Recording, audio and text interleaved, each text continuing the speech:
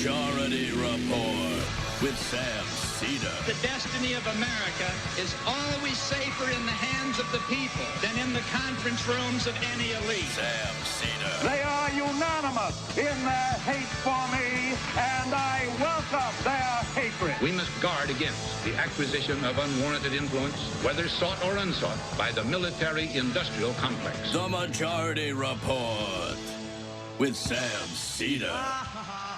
Ever get the feeling you've been cheated?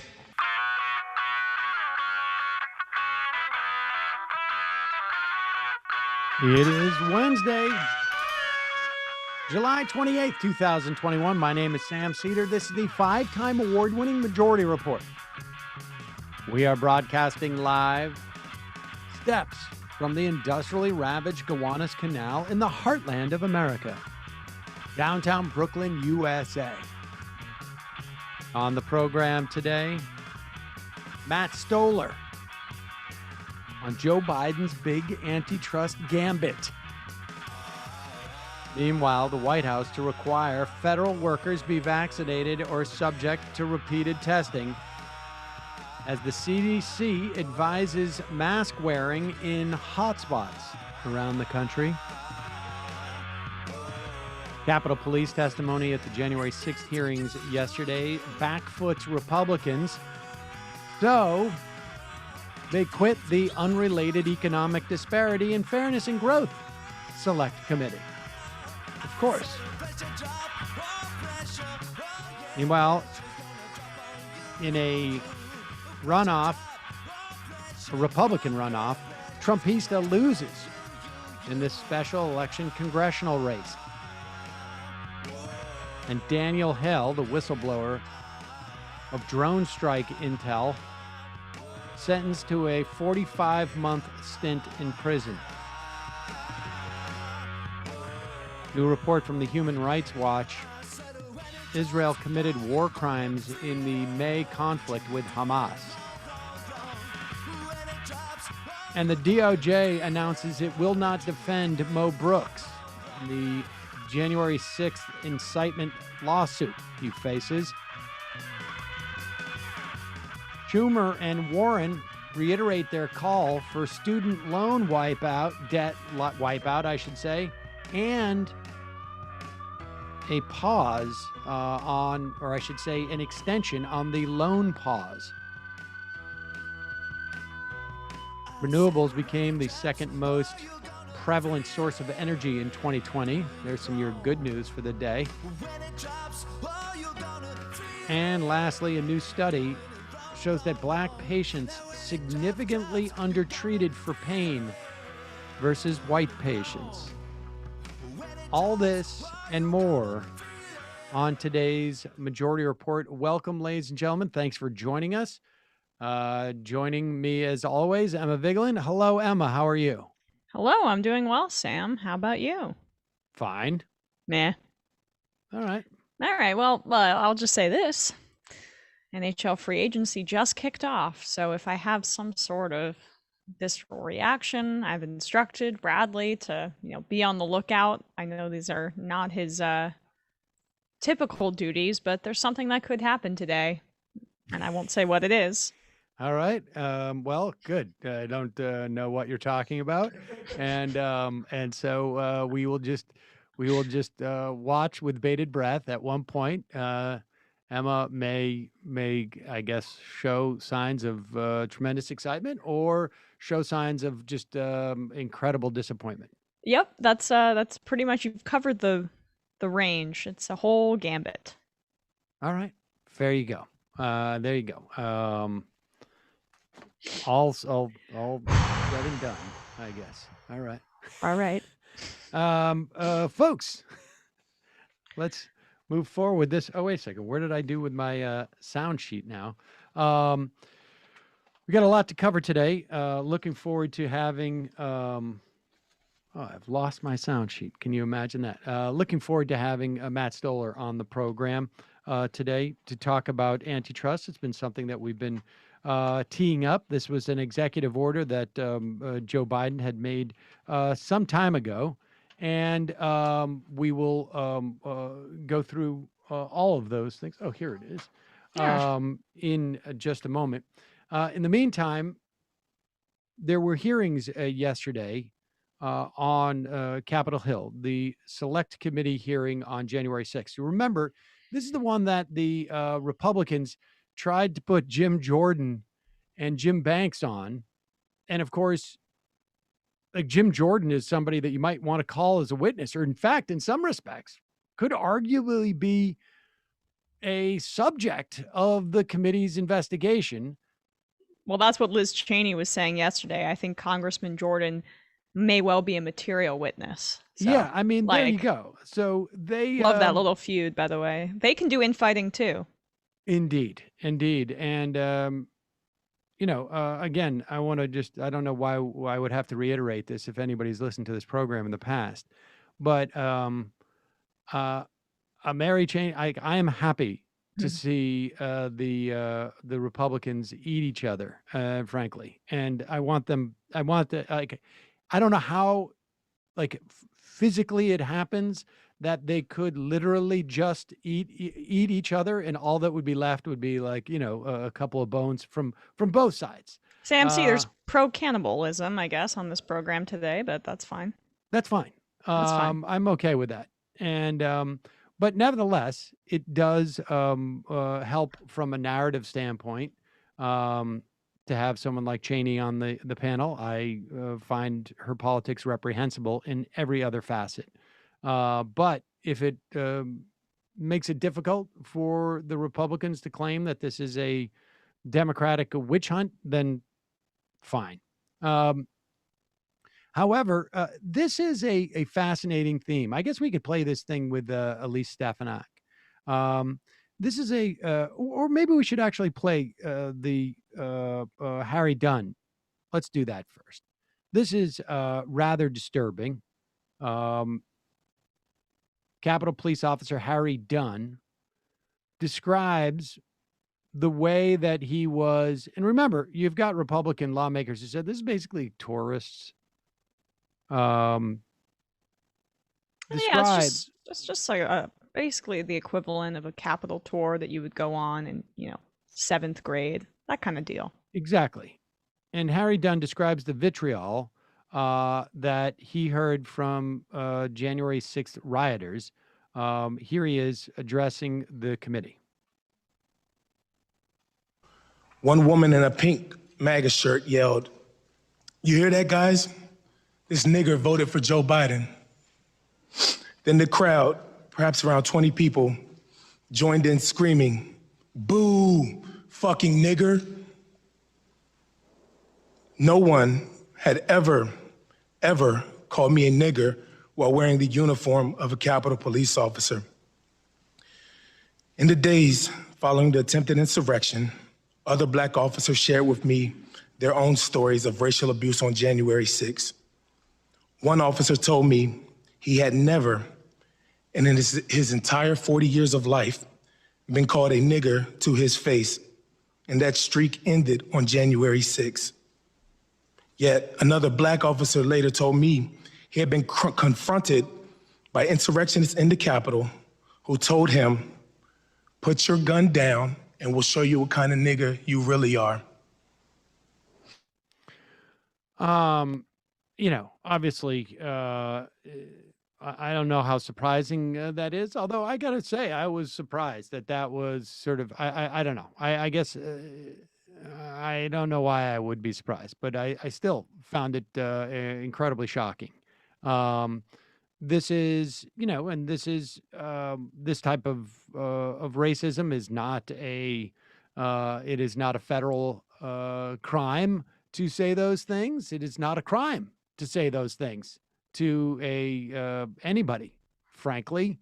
Nevertheless, the attempts by the Republicans to make this about something other than it was, I think we're going to see this over the course of the testimony that this committee presents.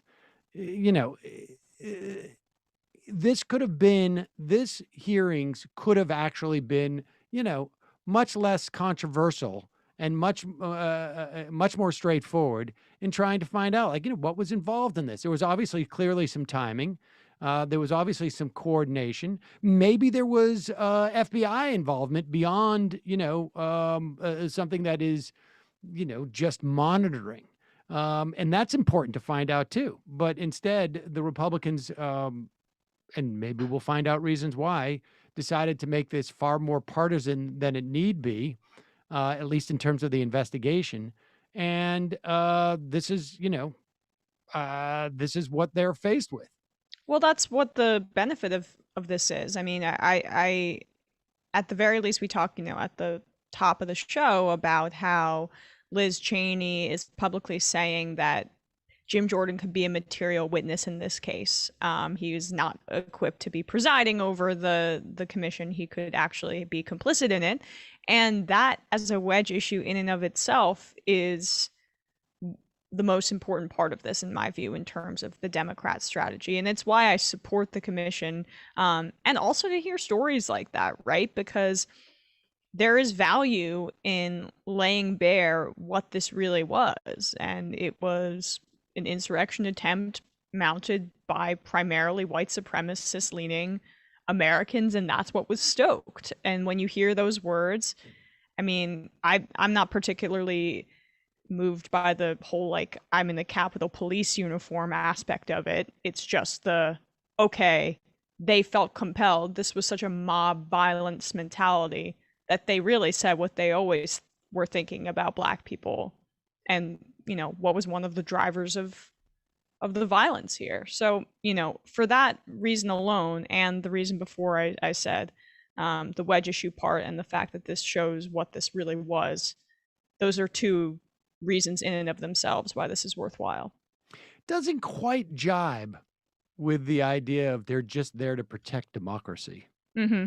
Yeah, it doesn't really, the narrative that they were just on a bit of a, they're just touring the monuments. They're going on a protecting democracy tour. They're on a vacation. Yeah, right. It's we all have been there with our civics classes where we screamed the N-word and barreled through and broke glass and tried to trample over people. That's what my DC tour was like when I was in middle school.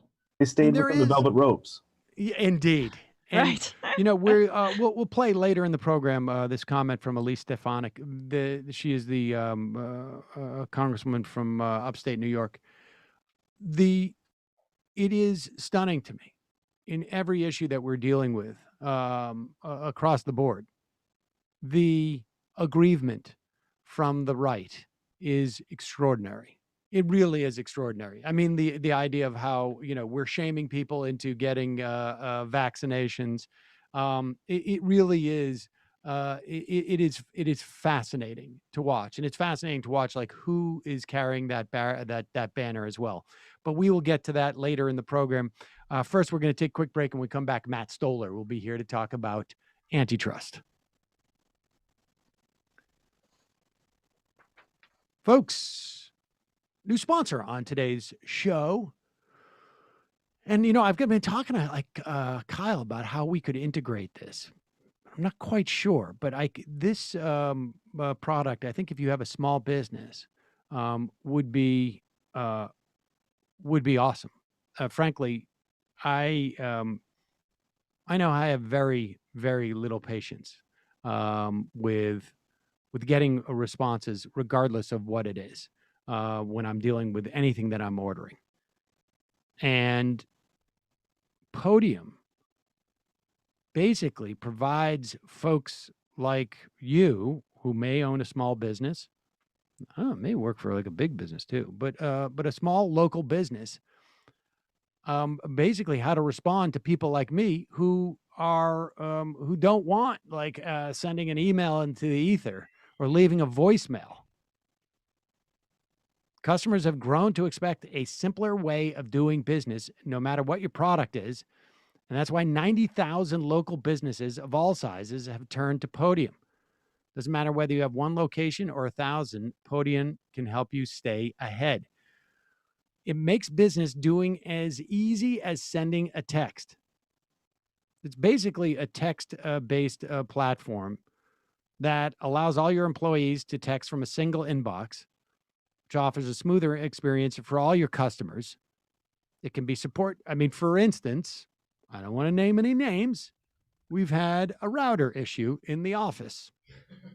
And it has been very, very frustrating to try and get some service and attention from the people who installed the router. At one point, like a couple of years ago, I spent some real money on a router thing because the whole business is based on the internet. It's been a little bit aggravating to get them to respond.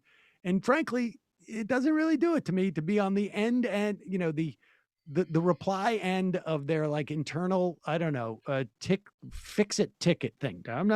But the idea that they could send me texts or I could send them texts and just like deal with this problem would have been wonderful.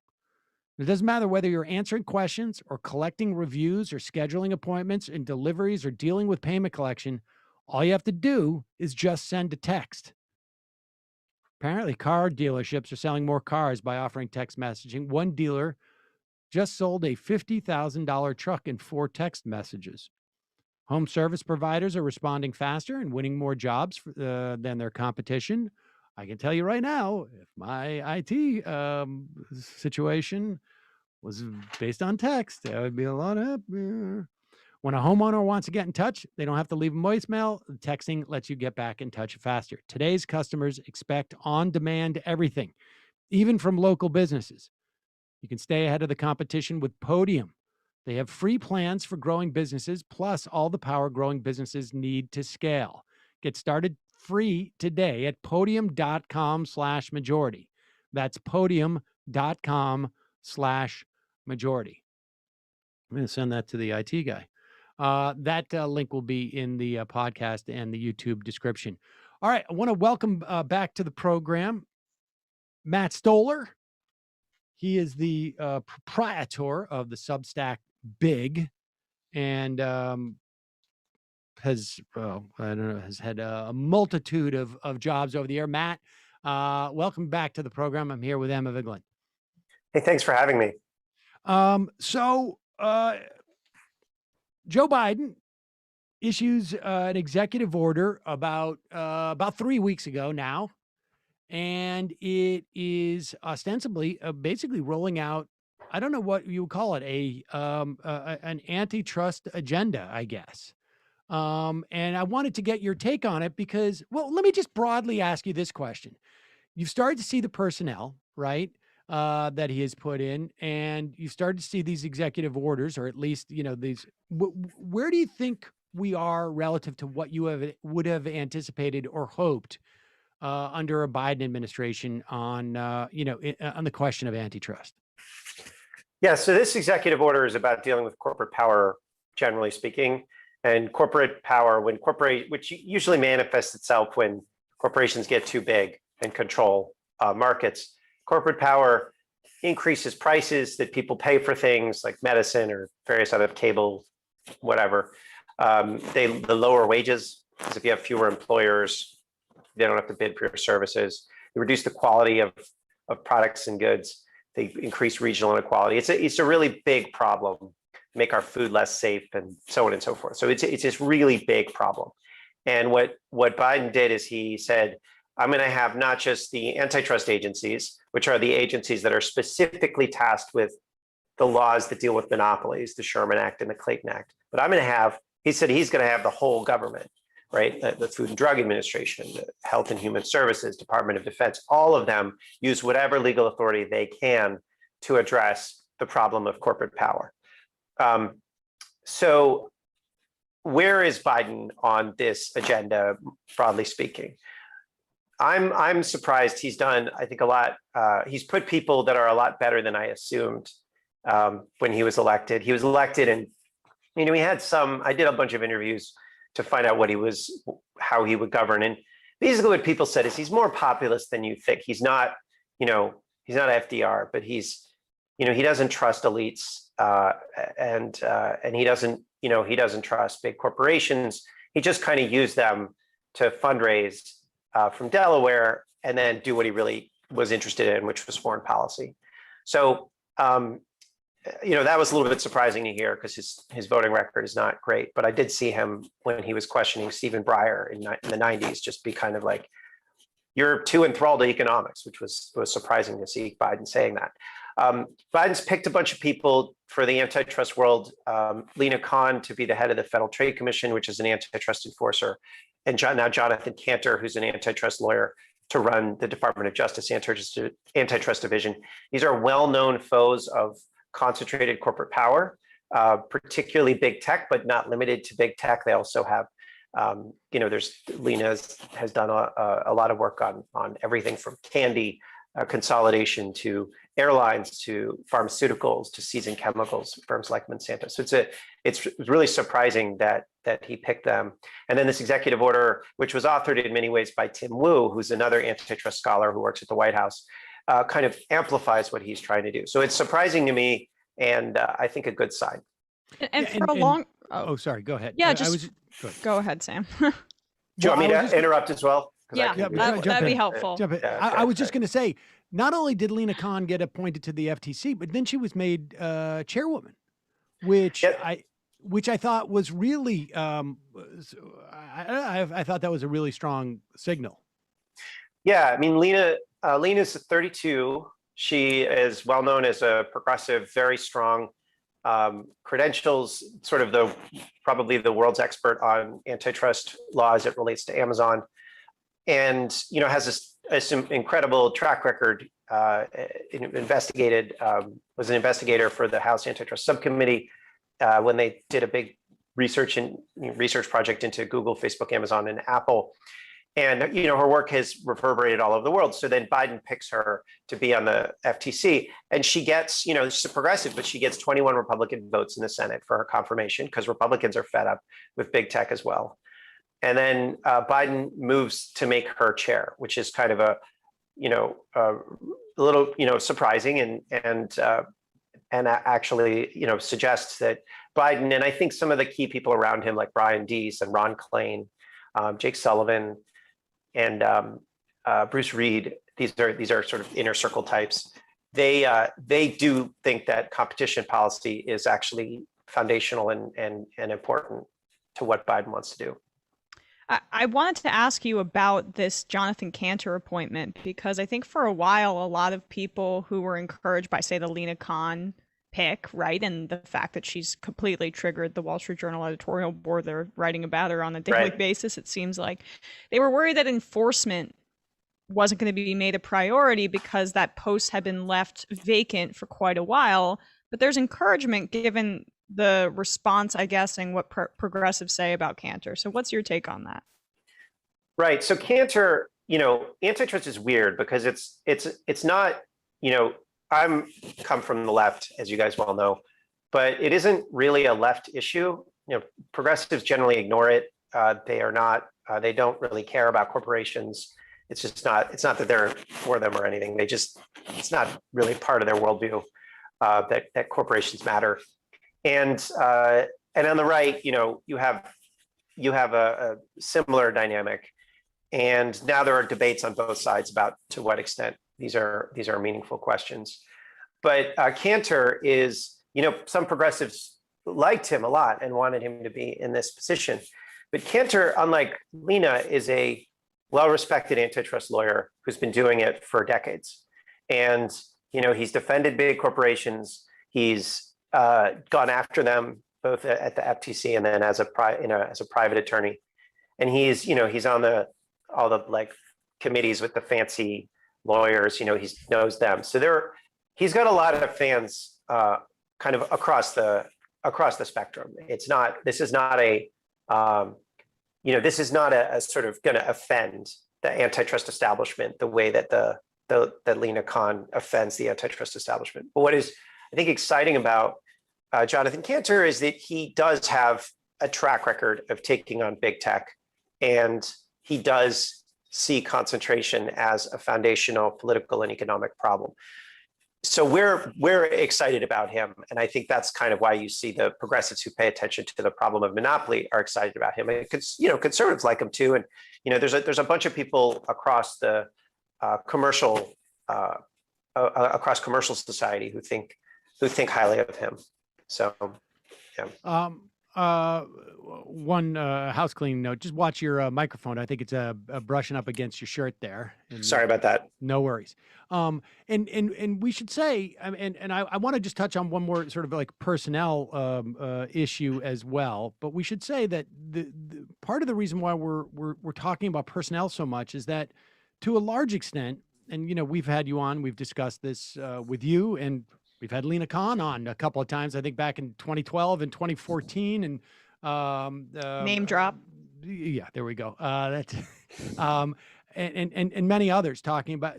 So I think the audience is aware of the shift in antitrust, not so much law, but really just disposition in this country since the Reagan era with Bork, and this change in perspective on what was problematic and what one should do about antitrust at that time. And the laws on the book are more or less there. It really comes down to the disposition of the administration, and we see that reflected in the personnel that they appoint. I was really surprised from a piece on your Substack about Jake Sullivan referring to antitrust as a national security issue, and just expand on what he means by that to a certain extent, and then we'll go through what was in that executive order and get a sense of how this stuff is going to be applied. Right. So this is an important. It's an important argument. So there's a debate in national security circles about the size and power of corporations. So some people want, they like big tech because they're like, well, whatever they might be doing domestically, they're our first line of defense against China. You need Facebook to stand up to China. You need Google. You need Amazon, right? Wait, will you expand on what the reasoning is there? Well, I think the reasoning would be that these firms, make a lot of money, and then they can use that money to invest in research and development and cybersecurity and things like that. So that if you want to have innovative firms that produce high quality products and services, and then can also defend their products and services in this sort of against cyber attacks and whatnot, then you need to have very large entities that have big security teams, that have big research labs. That's the essential argument behind the kind of big is beautiful types. So that's the argument. And the other side is people like me and various others who say, no, actually, big is lazy and sloppy. And you can look at things like Boeing, which, monopolized the aerospace industry through mergers and now is a disaster, or Intel, which got lazy because it was a monopoly and focused on pricing games. And, Facebook, which, bought up its competition and then got, sloppy and lazy. And then, TikTok comes in. And so, there's an argument. Our view is that competition really drives innovation and actually drives better and safer products and a safer national security regime. So anyway, this is a long debate. It goes back over 100 years. And in the executive order, one of the statements was that the policy of the US government is that competition, not consolidation, improves our foreign policy position and our national security posture. And we believe we want competition abroad as well as competition domestically. So it was explicitly attacking that idea of the biggest beautiful types. That argument is called national champion, the national champion argument. We need our national champions and we need to support them. So the executive order said, we don't believe in that. And then Jake Sullivan, who's the national security advisor, came out and gave a speech at an AI conference and said, competition is really important. Competition is what drives innovation and national security power. And he referred to the executive order as foundational for our national security posture. So that's it's a big deal in the kind of bureaucratic circles and the levers that people are pulling, because it indicates that, in fact, the big is beautiful framework, which still has a lot of people who kind of buy into it. Most people at the Pentagon buy into it and various other places. That there's actually the policy regime, the official policy regime of the government is, no, actually, we want more competition. To what extent does, because when I think about what you've focused on over the past, I don't know, half dozen years or so in terms of writing, one of them is specifically antitrust. The other is supply lines in terms relative to national security. To what extent do you perceive, and then I want to go in again to the more the specifics of the executive order, but to what extent do you perceive the issue of of supply lines that are durable or not so durable, and a sort of an economy that is self-sustaining, how much does that intersect with the question of antitrust? Well, it's the whole thing. I mean, you go to a store and like people are having trouble finding. It's not. Everyone knows we're having huge trouble with semiconductors, which is why we can't build enough cars anymore. But if you go down the line, we're having shortages across the board in over a couple hundred forms of medicine, propane tanks, chicken, whatever it is. And the reason is because we don't pay attention to how we make things and move things and buy and sell things. Our political just don't care. And we are effectively an ungoverned nation. There's no government doing anything. And that's been the case for 30, 40 years. So it's like insane the way that policymakers and Democrats or Republicans think about this. They're like, well, let's have the Fed push a button or pull a lever. That's the extent to which they think about the economy. And so now when we have real problems, because there's been a tremendous amount of consolidation, and consolidation thins out supply lines. When you own a factory and you buy a company that owns another factory, you shut one of those factories down, all of a sudden you have less and less resilience, more open to supply chain shocks and whatnot. Now we're in this situation where we don't know anything about the economy. We have a ton of consolidation, and we have a bunch of shortages, and then we have a bunch of people in positions of authority who have no idea what they're doing. And you have both political parties. And Sam, I'm not talking about you. I know you care about this. I know your audience is well, versed in this stuff. But most Democrats, most Republicans have no idea that corporations exist. They have no idea that supply chains matter. They have no idea that we don't have a government at this point. It is insane. It is insane. And the premise of anti-monopoly work is that how we structure our businesses, how we structure commerce, is how we do justice. And the fact that we don't even consider structuring of commerce as a part of what justice means is insane. And it leads to all sorts of social and political and national security problems. So it is the same to your original question, which is, do supply chains and shortages and antitrust intersect? It is fundamentally the same thing, because it is about what is politics. And we just don't consider the physical trading of stuff part of politics right now. That is crazy. It is crazy. It's hard to convey how crazy it is.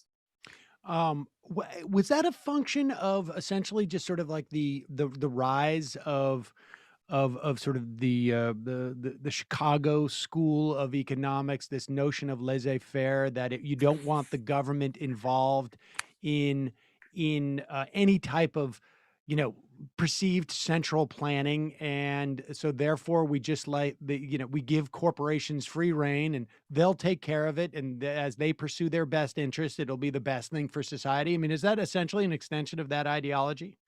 So that ideology is very powerful, and they developed the governing tools to actually instrumentalize the libertarian world that we're living in. But this ideology comes from the left, and that's what the left doesn't want to hear. The counterculture, a lot of the cultural, the attacks on governing institutions as irrelevant, and really thinking about our problems in America as resulting from culture, that is fundamentally the ideological framework that underpins libertarianism. And it underpins it on the left, and it underpins it on the right. The entire culture war is based on a libertarian understanding of what is politics. And that is a left-wing framework. There are, the right are the ones who kind of develop the tool set, but you talk to any number of Democrats and you bring up antitrust, you bring up monopoly, and they'll just look at you funny. Like, what does that have to do with politics? What does that have to do with anything? And that is a deep-rooted ideological framework. It took, a lot of training to get people to where they are now and to not even see what is right in front of them. Okay, but when you say left, you're talking about essentially like sort of liberal democratic, like just sort of mainstream. I mean, I just, I just want to be clear on that terminology. I'm talking about like John Kenneth Galbraith and Richard Hofstadter and Herbert Marcuse and the kind of the intellectual heritage of the counterculture. There was in the 1940s and 1950s and 1960s, there were a series of arguments that said that the Vietnam War, the segregation, and a progressive conception of national unity and focus on governing institutions was wrong, and they took the arguments about segregation and they took arguments about the Vietnam War and said, which were completely legitimate and right, and they said, let's not reform our institutions to address those problems and build a national consensus around a different way of governing, and let's move those, let's change the way our markets work so they're fair and equal. They said, no, let's just attack our governing institutions, let's just destroy our governing institutions, right? That's what you see. Like, you don't see anyone saying, let's reform our institutions to make them functional. You just see, let's destroy them because we don't like what they're doing. Like, you see this on the right. They're like, let's go after the IRS. Like, let's just defund it. Let's destroy it because they were mean to a conservative one time or something like that. And you see it on the left too. Like, I don't see anyone. We had 4 years of Trump when he was doing like terrible things to immigrants.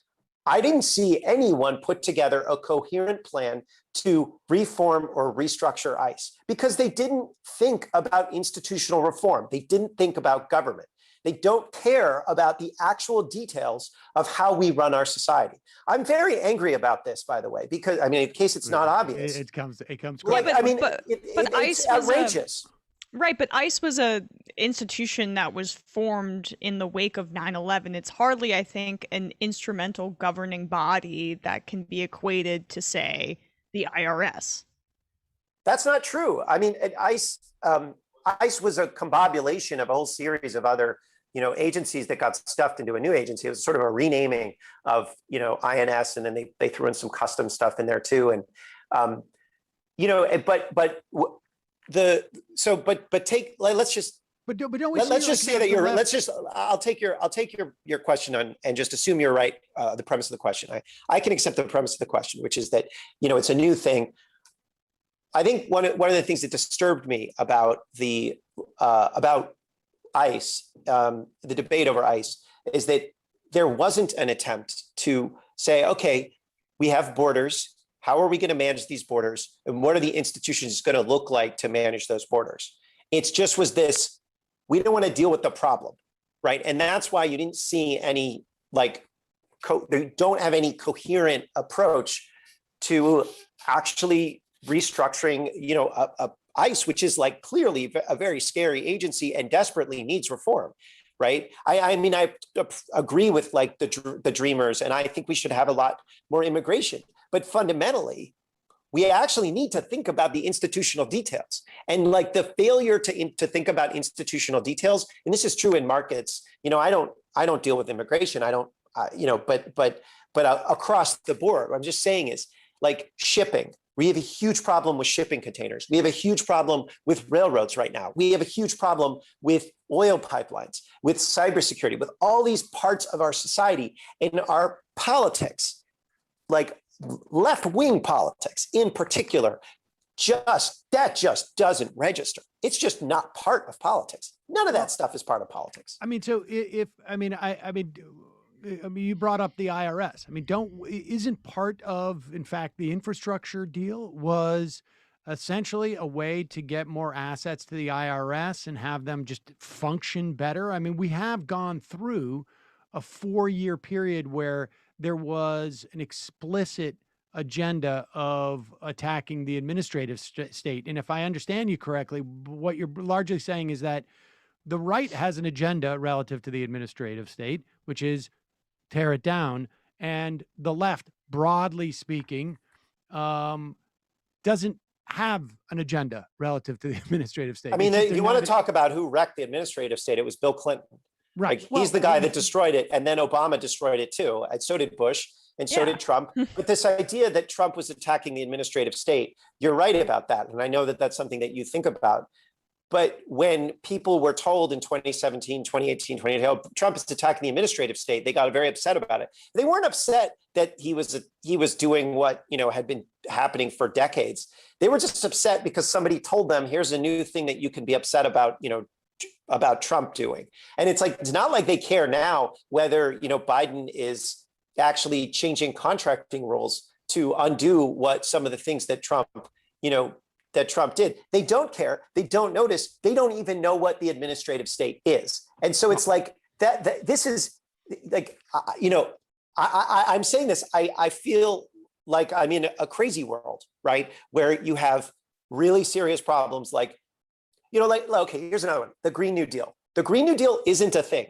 It is a congressional resolution with a bunch of just vague comments. It's not a thing, right? There is no actual policy roadmap there. And yet people talk about it like it's the thing.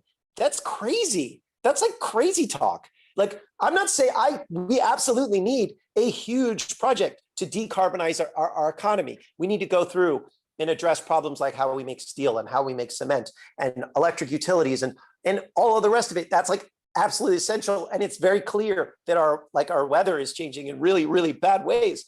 But it's like, how are we in a situation where we're not actually proposing anything? Like, that's crazy. So anyway, I don't want to get too, well, I don't want to get too bogged down in this aspect of it, because on some level, it seems to me that like you're talking about a broad problem with the general public and their lack of awareness about any of these sort of these. I'm not. I mean, it's not just a broad. It's not just the broad public. I actually think that this problem is situated on the left. Like the left actively resists thinking about governing institutions as part of politics. Like, that's actually what's opposed to whom though. Like, I mean, you're saying that this is on the right? Like, I mean, is there a Lina Khan coming out of the right? Is there a Tim Wu coming out of the right? Is there, are these look, the anti-monopoly movement does have people on the right, but you're right that like the anti-monopoly movement is the only group that is actually thinking about institutional power and actually thinking about like details. You know, there are some people in the student debt world that are doing that. There's a couple of people in the banking world, but like, no, there's you know, institutionally, like really there's very few people, but if you look at polling, right, just when I'm talking about the politics, if you look at polling, the Republicans are the ones who actually care about market power questions. It's Republicans that care about commerce. And it's frustrating to me because, you know, I'm a Democrat. I don't think the Republican establishment is set up to deal with this at all. But I just think it's totally crazy. Like, we're offshoring, you know, personal protective equipment, right? We built up a supply chains here. We are offshoring it once again because the buyers that buy that stuff are a group of monopolies, and they prefer to buy from China for a variety of reasons. And it's like, that to me is an outrageous political scandal. It is not in politics. It's not something that anybody seems to even notice or care about. I listen. I mean, I agree. I don't want to spend too much time on the meta thing because we have an audience who is interested in the. I just, you know, I mean, I just want to convey the level, like the gravity of the crisis, and also that I think it's rooted in an ideology, right? The ideology that says paying attention to political institutions and governing institutions is not important, right? That's not what politics is. So like what we are trying to do is we're trying to redefine politics to be what these like actual institutional details and market power questions. Yeah, I mean, I guess I just my perspective is obviously, you know, warped in that respect because, you know, 200 times a year I'm talking to someone, very often where it's oriented towards that. And maybe that's happening on the right as well. I don't know. I know it's not happening in huge circles on the left. I mean, I share that frustration. We're sort of the project here. But yeah, no, that's right. And I think it is happening on the right, but in very weird ways that I think, they're different, but like they are having a vibrant conversation about the cattle industry, which is really suffering, pharmaceuticals, in hospitals, and also, big tech, but they're talking about it in very different ways. And they don't have any institutional capacity to actually address any of these problems. And to the extent that I see, I mean, particularly in terms of big tech, it seems to me it's really, they're just mad because they perceive it as they perceive it as some type of battle where there's not necessarily a policy prescription by government, but there's really just sort of like threats because they're just trying to, it's almost like I don't know, a less than administrative, but more like a political argument as to which side they should be on, should be on, as opposed to like, there's a structural problem with something that this big. I mean, like I see the complaints about censorship and this and that, and it's all about, it's being influenced by the CIA, or it's being influenced by a punitive sense of, from Democrats, or they're mad about this or that. Well, it's like, well, you're not discussing this on a structural level. You're not discussing this on a terms of like what government could do. And to the extent that I see people doing that, they come out of, broadly speaking, the left. But I don't want to get too way down. No, I think that's right. I think that's right. I think what you have is a debate on the right between the people that are structuralists and I think the much larger, the institutional group, like the Jim Jordans of the world, who are engaged in saying Facebook should be on our side, not their side. Censor their stuff, not our stuff, right? And I think you see that on both political parties. But on the right, you do have people like Ken Buck and various others who are actually like saying, yeah, the business models are the issues. So that debate is happening on both sides. But and I think conservative voters are willing to go in any direction on this. They just want something done. But yeah, that's a huge, I think that's a huge problem. If I was a betting man, I had to say, who has more power in the Republican Party, or more of a future, the Jim Jordans or the Ken Bucks?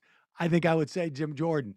And when I look at the Democrats, I mean, I'm frankly surprised that Biden has gone this far in terms of the personnel. Yeah. No, I think that's right. These E&Os.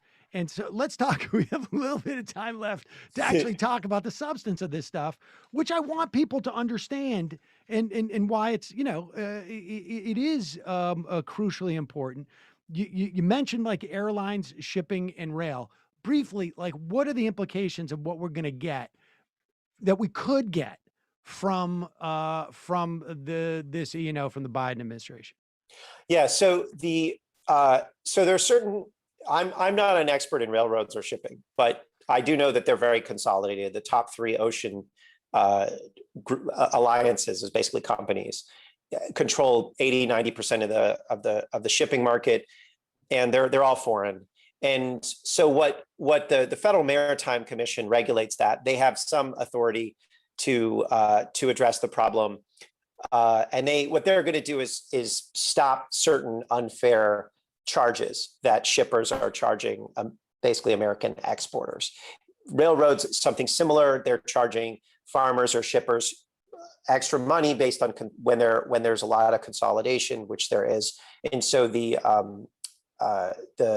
Surface Transportation Board, which is I think it's the regulator, can stop certain unfair and coercive charges. But there are other more basic things that the executive order does. For example, the executive order asks the FTC to curtail non-compete agreements, which are agreements that workers often have to sign. 30 to 60 million Americans have signed them with their employers, saying, I'm not allowed to go and work somewhere else, which is a competitor or a rival to my employer.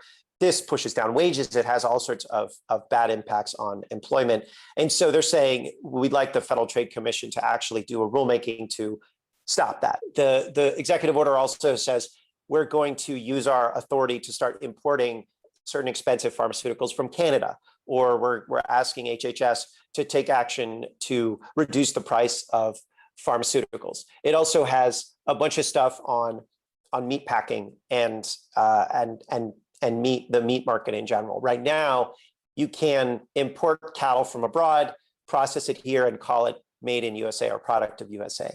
And they're saying, no, we're going to redefine made in USA. The USDA and the FTC have to do this to say, no, the cattle has to be raised here for it to be labeled product of USA.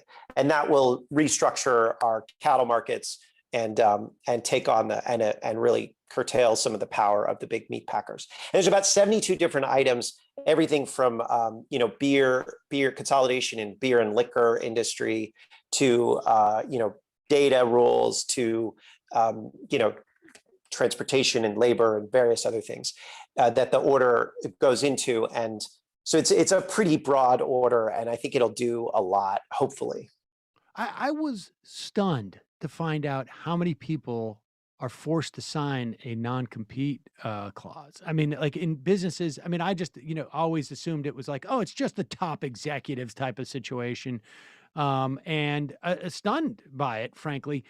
But structurally speaking, how does that, like, what's to prevent, President Trump in 2025, after he's won or whoever it is, to say like, oh yeah, no, we're going to flick the switch and they're back on again. I mean, is there any way to generate like sort of, how do you create a durability for a lot of these things that are executive orders or like, completely sort of like regulatory? Is there a way to do that? I mean, you win elections. That's what you do, right? I mean, that's the reality. Like you have convinced people to do things. This is why I was like freaking out a little bit before, because it makes me really angry that we have this agenda, which I think is really compelling, and we don't sell it. Our people don't want it and aren't selling it. And so the elections are going to be held on, on grounds of just other things that are not nearly as compelling or useful. And then a lot of this stuff could be rolled back. And it makes me really angry because this stuff pulls off the charts. It hits the core populist undercurrent in America. And, our people are just too snobby to actually, stand up to economists and say, actually, the markets don't control everything. There is power in the world. So that's why I was mad. Thank you for letting me get that out. But that's the reality. Frustration. I mean, believe me. And I also, I feel like, to a certain extent too, we have a court problem that will end up dealing with, and it is also something that I think is broadly ignored, Yeah, absolutely. I mean, yesterday, Google, which is already one of the largest firms in the world, increased their revenue by 69%. 69% off of revenue that's in, you want to know why there's fake news? It's because every dollar that Google is getting in is a dollar that's not going to somebody who could be producing real information, right? And so it's like, sorry, I guess I just cut you off, but it's like, this is the core problem that we are facing as a society. And we have to really kind of get our hands on it. And we're starting to do that, but we need to do it much faster and much more aggressively to have a chance of sort of saving a coherent society. I mean, it's hard to, it is hard to communicate to people the sort of like, because so much of this is about the knock-on effects, right? I mean, it is, there's certainly within certain silos as people exist in the country. If I'm a farmer, I understand the implications of a narrow, what might seem like a very narrow rule to some, but it has a direct impact on my livelihood and what happens every day. But, when we talk about the concept of Google, sort of sucking up these ad dollars, and what it does to the sort of the knock-on impact it has for local newspapers or, other news gathering things, it becomes a harder thing to communicate to people. And I mean, I feel that frustration. I don't think, but if you look at the polling, like 2/3 of Americans want antitrust cases against big tech firms. They want more regulation. It's not a particularly high priority, but they want it. And everybody knows that, like, people are walking around looking at their phones all day. And, anybody with kids is dealing with screen time. Like, this stuff is not hard to communicate. The reason Democrats aren't communicating it, and I don't mean all Democrats, but generally speaking, our pollsters and our political operatives, is they're snobs. It's really that simple. And like, they were taught that, power is good, and, people with concentrated power are fine, that the markets work, and that if you say that, pricing happens because powerful monopolies make it happen, that you're an idiot, because everybody knows that the free market makes these things happen. The problem is those are the people who control our political discourse believe that. And so it's like, that's the issue. You talk to normal people and you can, everybody knows that their boss has power. Everybody knows that there's power embedded in everything, except somehow Democratic operatives and pollsters. And it's super weird. And they all, they went to good colleges and got good grades. And so they were taught, basic economics, which is, a bunch of lies.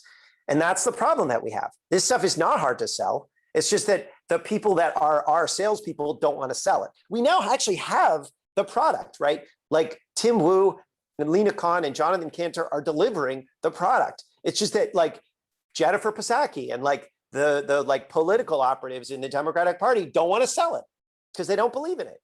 Right. They don't believe in it. I think they also probably feel like it's just not simply sexy enough. I mean, it's not like there's a tremendous amount of coverage of this in the media. You look at Republican ads and they talk about this stuff. It's not hard to explain that power corrupts. Right? Well, that's, I guess, some that pairs with what you're saying about it just being them being snobs. They don't feel that they can communicate it effectively when they can. Well, and they also don't believe power corrupts because they have power. Yeah. Right. I mean, there's a paradox of the liberal state, which is, of course, you need power in the state to make sure that power doesn't corrupt elsewhere. But, if you look at, what sort of the traditional liberal, civil rights, ACLU-based framework is, fear of surveillance, not fear of Google or private surveillance. And they kind of have it backwards. You need a lot more power in the state, and you need a lot less power in these private firms. But that's our whole kind of elite culture on the right and the left is designed to mask that, even though normal people understand this very well. Well, Matt, I wish we had more time to go in this, but we can have more time. We'll just have you back on another time. Matt Stoller, the Substack is big. We will put a link to it at majority.fm in the podcast and YouTube description.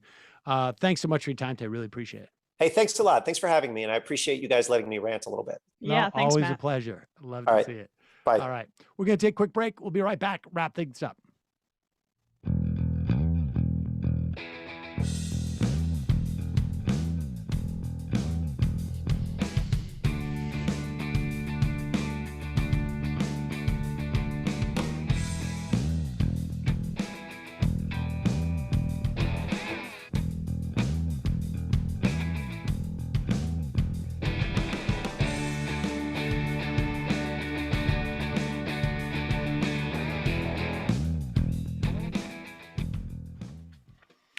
We are back.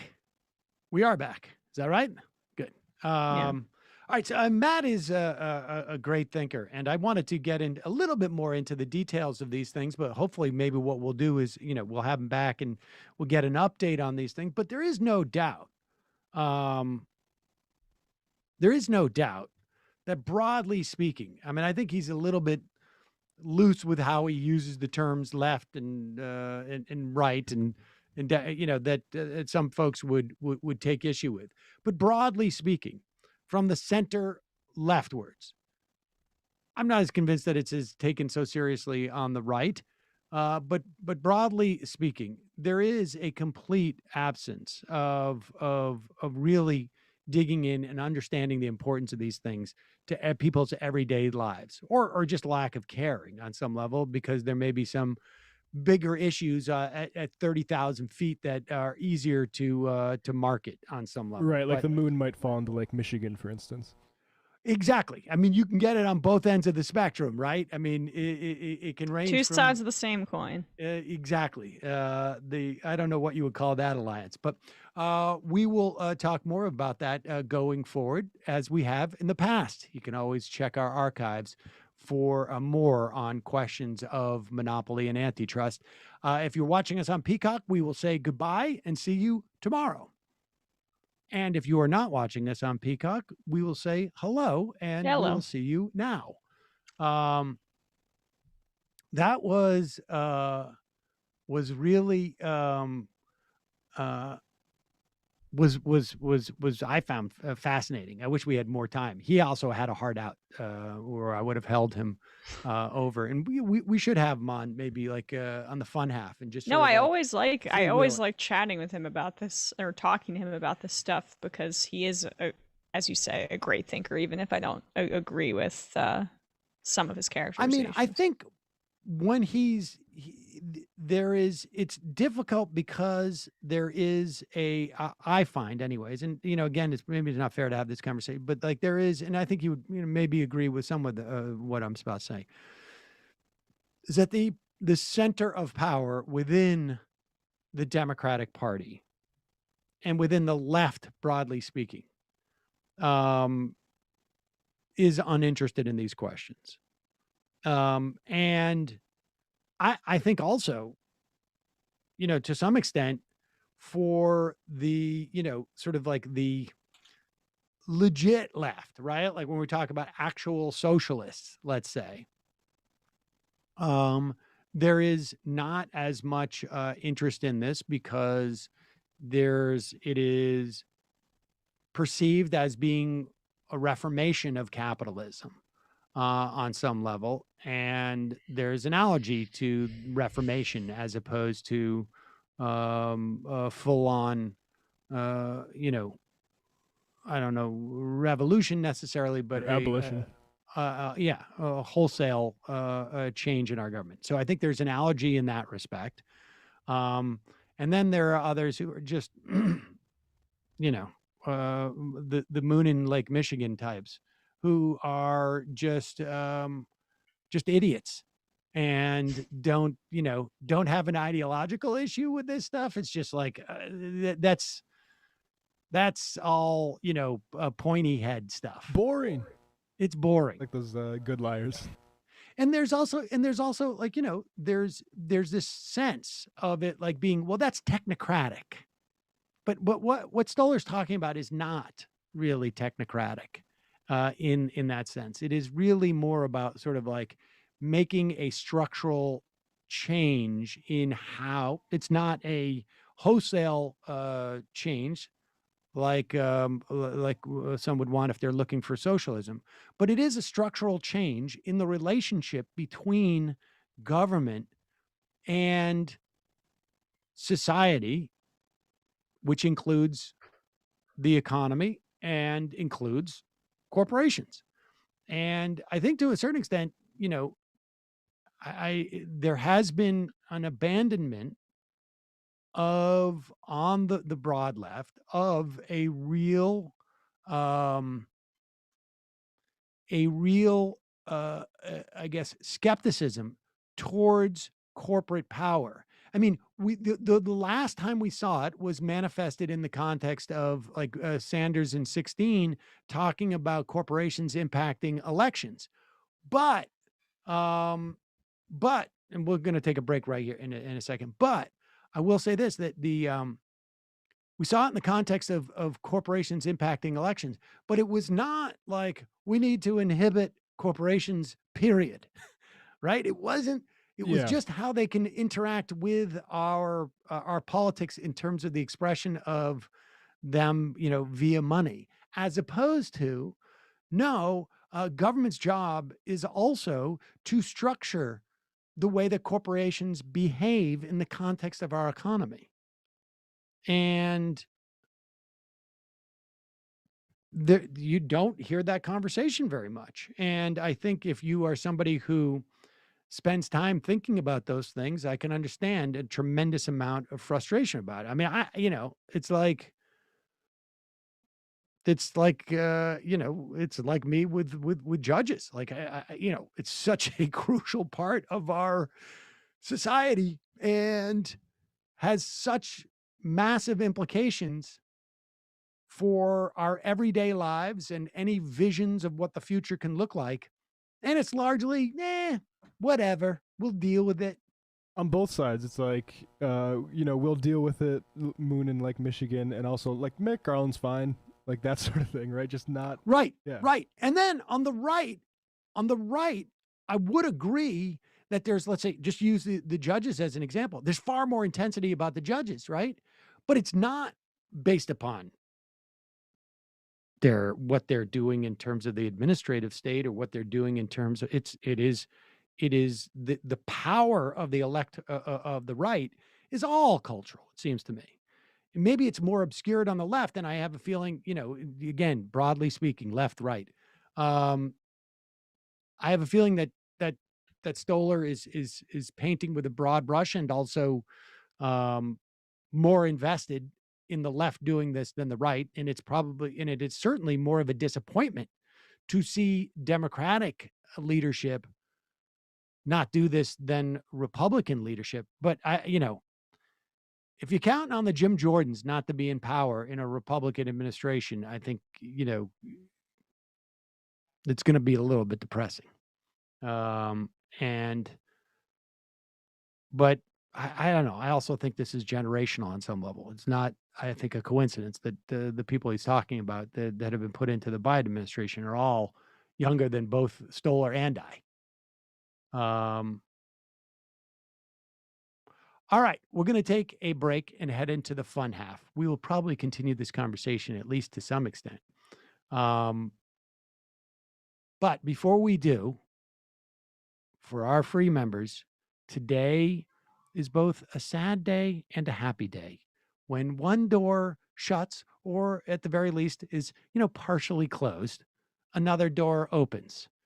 So today we say goodbye. Now, Brendan is still going to be working on the show from afar. He's still going to be doing a lot of our booking and probably also like office supply stuff I may put on his plate.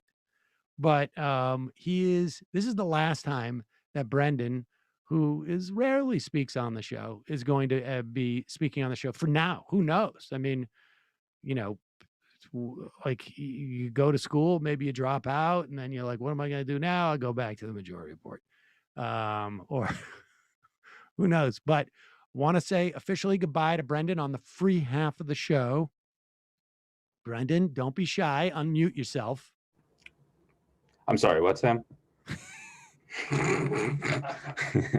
Yeah, thanks everyone who's watched the show over the past 4 years. It's been absolutely insane at times. And I'm really excited about the opportunity to weaponize all the blackmail I have on Sam for my own monetary gain. So thank you very much. It's been a pleasure working for Sam and getting to know some of the fans. And this has been one of the most, if not the most, meaningful experience I've had working in the media, because I know how, spending time, your free time listening to something, and us, being responsible for your free time is like a very valuable thing. And it's something that, it gives me a lot of pride that you guys like to listen to this show. And I hope that, I'm very confident it will continue to be an outstanding podcast, YouTube show moving forward with Bradley at the wheel in the production seat. And I just want to say, I remember when Brendan came to the show 4 years ago, I turned to Matt and I said, when this guy gets his driver's license, he's going to just leave. And that's what happened. Also, for the record, everyone, I'm 29 years old. I'm quite old. People are like Brendan's 17. What is he going? What is he doing? He rides his bike to work with like the baseball glove on the handlebars. Exactly. Yeah, I got a baseball card in the spokes that makes it sound like a motorcycle. When Brendan talks about working in the media, all his jobs in the media, he was talking about his paper route. And we saw him on his bike with his paper route. And we said, do you want a job in an office? And he was like, what? Are you kidding? I don't even have my license yet. But then he came and he worked for us. And now look at him. He's all grown up. He's got his driver's license. But Brendan has been fantastic. Really made this show significantly better and much, easier for me with all the work that he has done. And like I say, with every door that is sort of like partially closed, we get to open an entire door. The entire door is wide open, and Bradley has stepped through it. Bradley, say hello. I know you've already said hello, but say hello again. You'll be hearing from Bradley more in the future. I am through the door. The door, it was ajar, and now it is open. Now, it does sound like we have Bradley in a box. I am. We did. That's one of the hazing rituals. Even when I mute myself, dang it. When it's one of the hazing rituals at the show. The first 4 or 5 weeks that you're on the program, you got to do it from inside a cardboard box. There are air holes. There you go. We put air holes. I'm gonna shove a Tony Luke sandwich through one of those in a little bit. One day we'll blow the whistle on your labor practices. That's right. Well, look, we all voted on the box thing. I mean, it was part of the union contract. Yeah, it was. I got a vote as well. I was outvoted, but I still got one. It really does sound like you're in a cardboard box. I love it. Maybe we'll never let you out of there. But to be fair, you get to stand. It's not one you're not cramped, right? I mean, we put in a refrigerator box. You can stand up. You gave me sizing options at least. All right, folks, just a reminder, you could support this program by becoming a member at jointhemajorityreport.com. When you do, you support the free show and you make the fun half, and you get extra content with the fun half. And you get the free show free of commercials. All those benefits and more. More's coming. We're going to do an app refresh soon, and we're going to integrate all sorts of different weird stuff. I mean, it's going to be, it's crazy. Meantime, Matt, what's happening in the Matt Leckian media universe? Tonight on Left Reckoning, we'll be having Ben Spielberg on. He's the founder of 34 Justice and an activist with San Jose Unified. We'll be talking about what should be done with regards to healthcare, what was promised by the Biden administration, what's being done currently, and what we can do about maybe advancing things further than that. So that's tonight, 8 Eastern, Left Reckoning, patreon.com/Left Reckoning to get the post game. And also I'll be talking about my fight with Connor Friedersdorf about Chris Rufo and critical race theory. So check that out tonight, 8 Eastern. All right. Folks, see you in the fun half. You are in for it. All right, folks, 646-257-3920. See you in the fun half. Are you ready?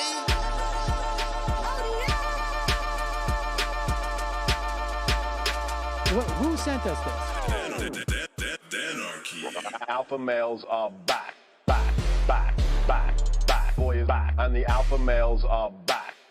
Just as delicious as you could imagine. The alpha males are back. Boy is back. And the alpha males are back. Just wanna degrade the white man. Alpha males are back. I take all of it in my throat. Alpha males are back. Snowflake says what? The alpha males are back. You are a madman. And the alpha males are back. Oh no, Sam Seder! What a fucking nightmare! Bring back DJ Danner. Yeah, or a couple of them. Just put them in rotation. DJ Danner. Well, the problem with those is they're 45 seconds long, so I don't know if they're enough of a break. That's fucking nonsense. You see white people doing drugs, they look worse than normal white people, and all white people look disgusting. And the alpha males. Psych. Fuck them. Snowflake says what? What?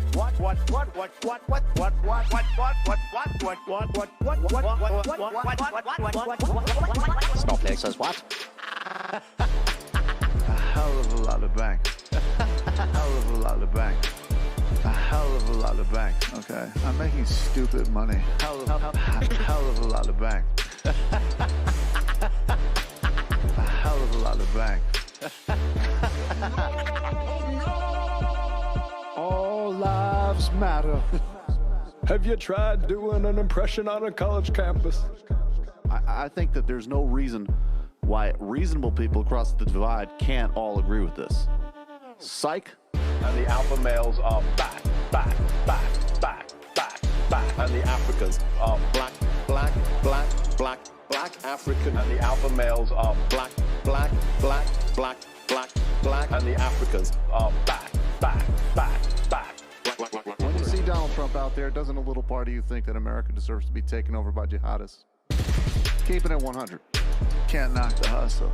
Come on, fuck 'em, fuck 'em. Things I do for the bigger game plan. By the way, it's my birthday. Happy birthday to me, Jew boy. I have a thought experiment for you. And the alpha males are back, back. Africans are black, black. Alpha males are black, black. Africans are back, back. Come on. Come on. Come on. Someone needs to pay the price for blasphemy around here. I am a total pussy.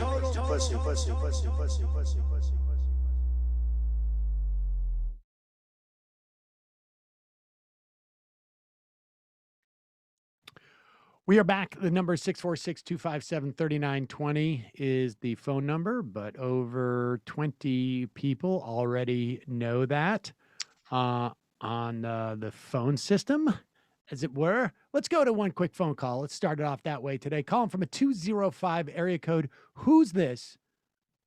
Where are you calling from? Hi, my name is Zachary. I'm from Birmingham. Zachary from Birmingham, Alabama. Yeah. All right. What's happening, Zachary? Well, I found Stoller's interview or segment really interesting. It kind of brings up, you mentioned this, he was being ambiguous with the left term. Having only jumped back into politics recently, and I grew up, in the South, there's a lot of conservatism. What is the 60-second helpful rundown that I can give my friends who I'm trying to have politic conversations on, why left economics is actually kind of more popular? Most people are voting that way, or at least polling that way. Maybe our elected officials aren't representing us in that way. But anyway, what's the second 60-second explanation on what is left? How do you not be ambiguous with that term? I mean, I don't know who wants to get the angry emails in responding to that. I mean, I think look, let me put it this way. For me, I have always just simply, I've used very, very broad strokes in talking about the left. And I will just say, often I will say from the center, left from there in terms of a direction. But I think, genuine leftists will say that, and I don't even know if there are people who will take issue with, me calling myself a leftist in that, but I am for, the nationalization of some major infrastructure stuff in this country. And I am for the decommodification of some major aspects of our economy. But I don't think someone who identifies as a socialist would perceive me as a socialist. I don't perceive myself as a socialist necessarily. So I think, it is a little bit of a nebulous term, depends on who you're talking to. But broadly speaking, I think it's for seeing government as having a very active role in the economy and in assuring that there is no or minimalized exploitation of workers, and that our society, broadly speaking, functions well for everyone, rather than there being, losers essentially economically in society. I mean, Matt, would you want to weigh in on that? Anybody else want to weigh in on that? Yeah, I mean, it's tough because there's a few quadrants of leftism. I mean, anti-capitalism is, to me, the main one. And that runs into problems with this antitrust stuff, because you have leftists who think that, and I think there's some justification for this, that like Teddy Roosevelt wasn't a leftist really. Even though he did what I would say like certain salutary things in trust busting, but ultimately I think the left's hesitancy in this issue is that obviously, like Sam mentioned earlier, doesn't go far enough. And I mean, and then there's also the state, how the left regards the state, if it's a vehicle that can be used for change, or if it's a fundamentally oppressive force, basically doomed to be controlled by capitalists. I think that if you subscribe to the second one a little bit too much, you end up in the camp that says we can't trust the government with providing single payer because it's too corrupt. I think I think that is something that's a problem on the left. And I think the basic idea is you need to do two things. You need to democratize the state and then fight capitalism. And I think the disagreements come from which priority and emphasis you're going to put on those goals. And I would say, like, you know, I don't think there's really, I mean, generally, I don't think that there's a lot of value in using these labels.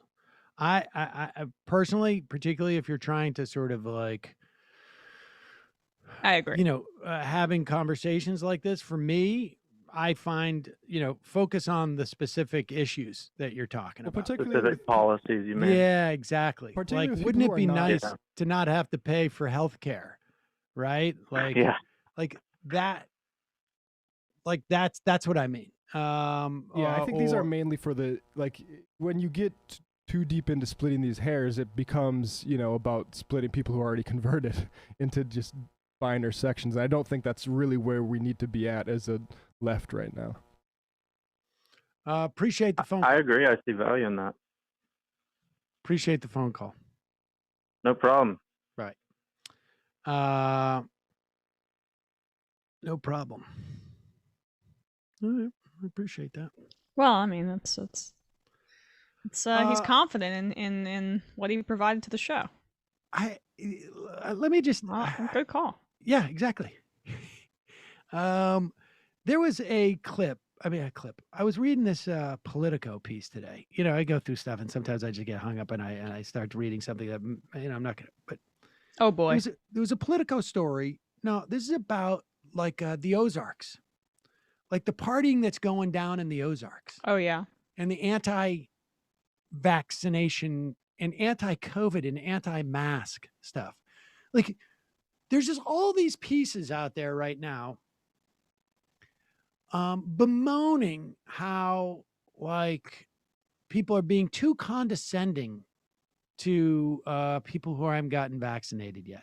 Now, look, there is definitely a significant cohort of people who, despite the efforts we have seen, don't have easy access to the vaccination. Maybe they're a little bit skeptical, which, you know, I don't like getting stuck with a needle. They're a little bit skeptical, and it hasn't been made quite easy enough for them. And yes, I get it. Like, you should understand, like, maybe you need to make a little bit of effort in this. Some people, like, they can't, you know, almost everybody here had to take the day off after they got vaccinated because it started to make, you know, you get some side effects that make you feel a little sick for a day. And a lot of people don't have that opportunity. So I want to be clear here. I'm not putting everybody in one basket. Okay. And I don't know what the numbers are. It's hard to sort of like tease these out from the polling, but let's just say half the country is not vaccinated. And half of those people are just complete jackasses about it. Mm-hmm. The other half, there may be other, but half of them are just complete jackasses about it. Here, and it goes beyond just not getting vaccinated. And it goes beyond just not deciding that they're going to wear masks. It is an attitude of like, how dare you get vaccinated and wear a mask? Like, that's the thing is like, that is underappreciated here. This is a story in Politico. One woman, they're talking about, like, this is at down in, you know, in the Ozarks. One woman, Brittany Hanlon, who wears a mask while battling cancer, said she was heckled for doing so while walking through a Walmart. Take off your mask, 2 women shouted at as she tried shopping. The woman told her that mask was making them uncomfortable, Hanlon recalled, which I don't understand. It's not like I was doing anything mean or inappropriate. I just had a plain black mask on. This is how defensive this woman with cancer has to feel. An employee at the Tonka State Park Visitor Center in the Lake of Ozarks, Hanlon says she wears a mask while interacting with the roughly 600 to 700 people a week there. She's typically greeted with sneers and requests that she remove it. Where are all the think pieces by the smart people talking about the woman who works at the state park with cancer having to deal with like visitors to the park sneering at her?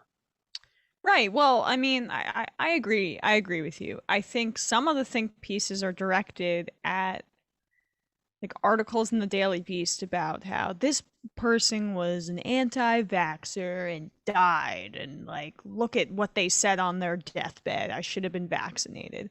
You know what? I think that's a good piece to put out there.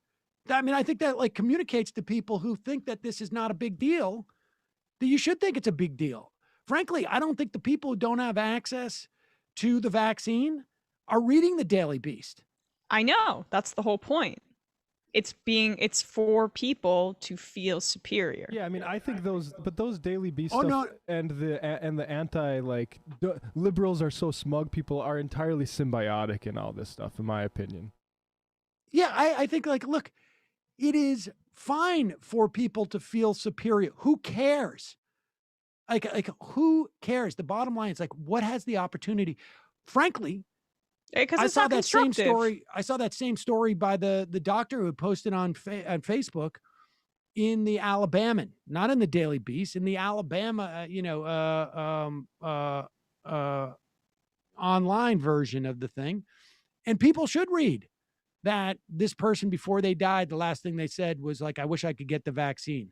Because maybe it'll encourage, I don't know, 1 or 2 other people to get the vaccine. The idea that like this is somehow like people are being, like the story to come out of this is that people are being too self-satisfied with themselves. That may be the case, but the other people are either A, being like willfully ignorant and are being just as dickish.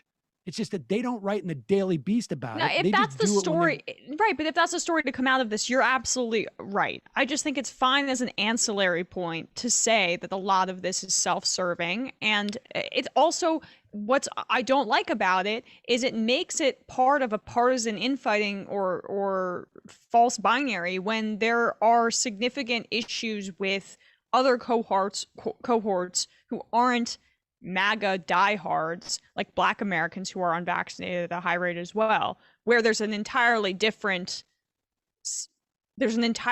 conversation to be had, where that's a lot about skepticism of our institutions, etc. But here's the thing.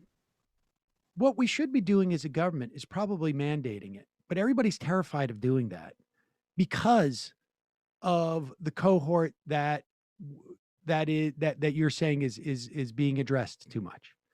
Let's be clear. Like, we can't do this.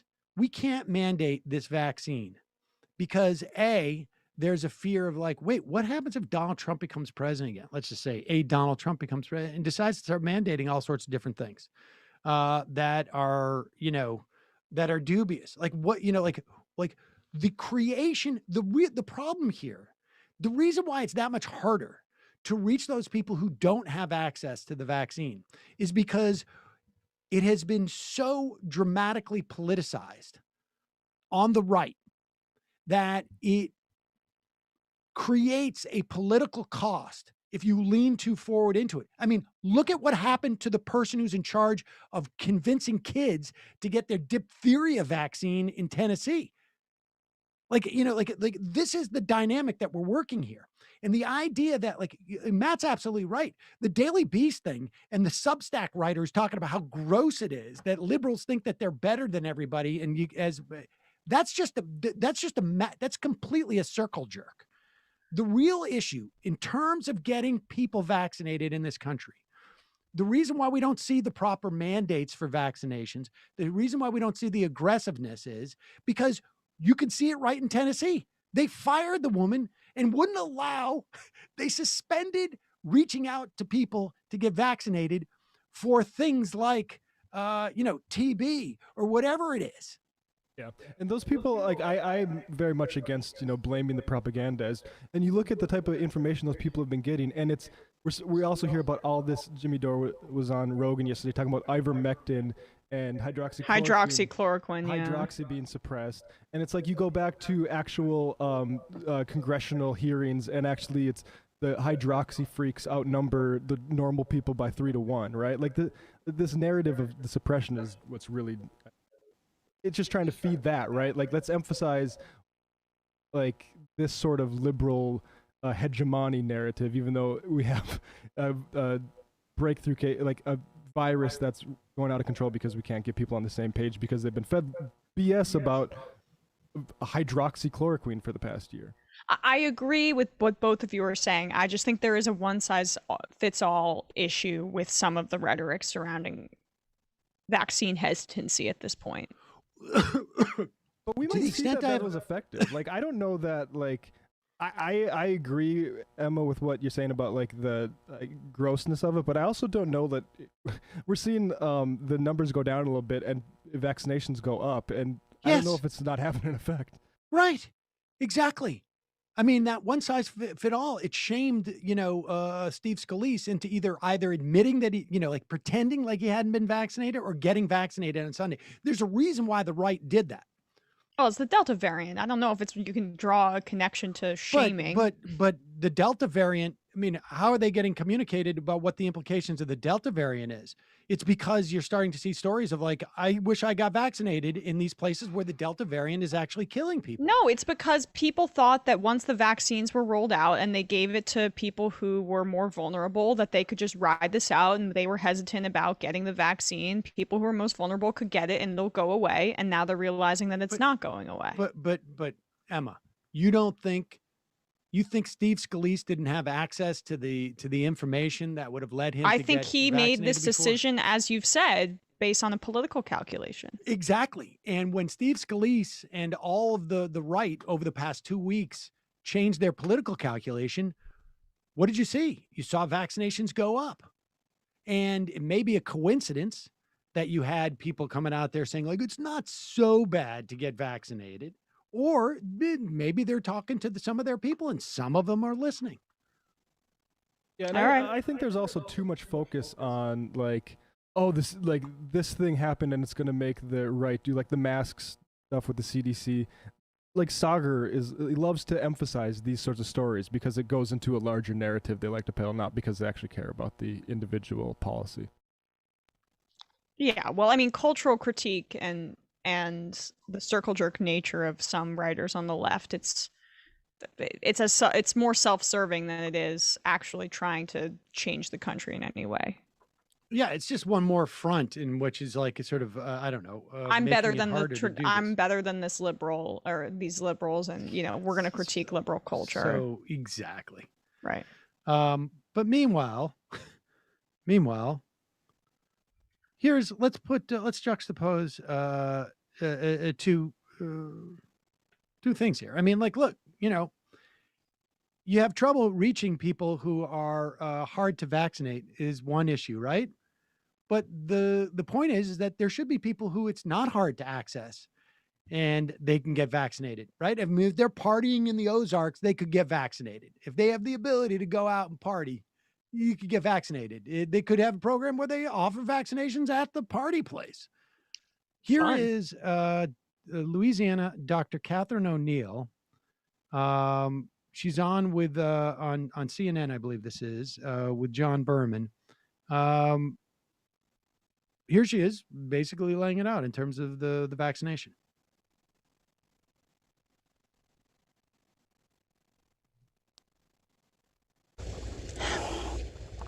almost wholly unvaccinated. We are seeing some breakthrough cases, but if you look at everybody under the age of 50, and I say that again because under the age of 50 should be rare in the hospital, but today that accounts for about 50% of our COVID positive patients, and they are all unvaccinated. When you get to the elderly, especially over the age of 80, you are going to find some breakthrough cases. These are patients that we don't expect to make great antibodies. We don't expect them to respond to their vaccine. We were supposed to protect them by being vaccinated ourselves. All right, so juxtapose that. Here she is, this crazy ass liberal with a political agenda, this doctor on CNN. Here's Tucker Carlson, who, as you know, is not anti-vaccine. He's not anti-vaccine, but he's going to tell you why the government is pushing the vaccine. More determined to single out Americans on the basis of their health status and denounce them. And that should tell you something. We have long ago left the realm of public health. This is about politics and it's about social control. The Biden administration has decided it owns your body, and the media agree with that. If the rest of us allow that grotesque claim to go unchallenged, we are in deep trouble going forward for generations, long after COVID recedes, and it will at some point. American citizens should never be forced to take medicine they don't want, period. Government should never require people to submit to any medical procedure, whether that procedure is sterilization or frontal lobotomies or COVID vaccinations. Most Americans still believe that. That is a foundational belief in this country. Every poll shows it. The majority in both parties believe that. So who is defending the people who believe? See, this is what I'm talking about right here. Okay. I mean, this guy is out there saying he's not anti-vax, but he is claiming that the push for vaccinations is about social control. I mean, that is being anti-vax. The idea of vaccination is for public health.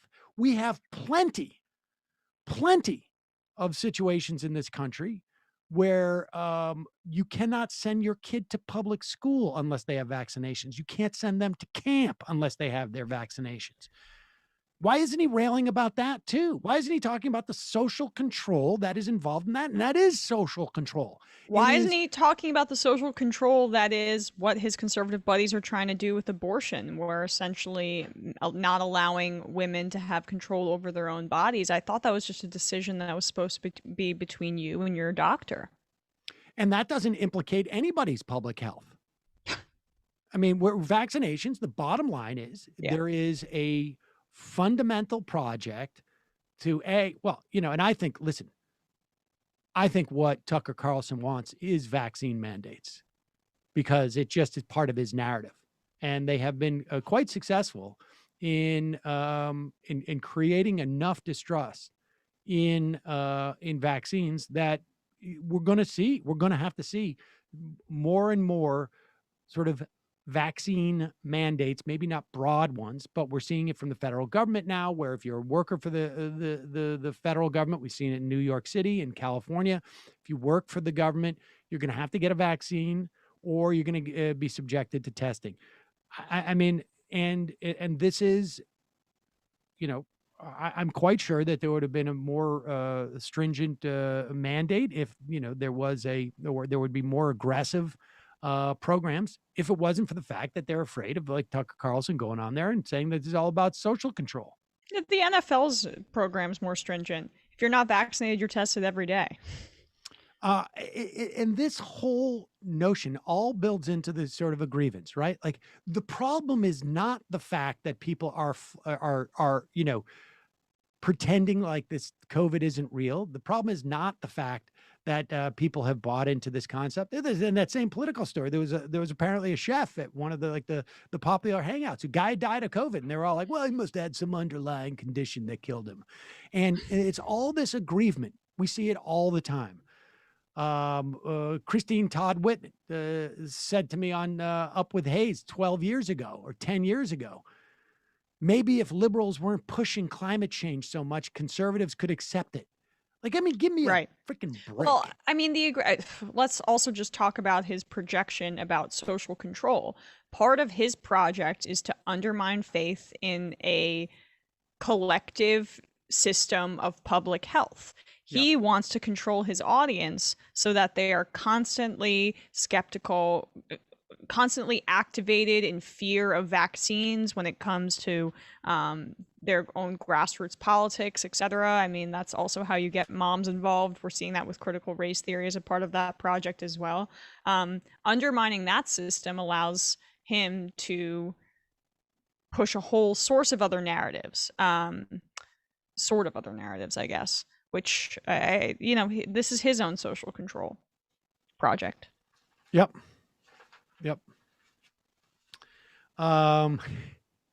A whole host of other narratives. My brain just collapsed on itself there.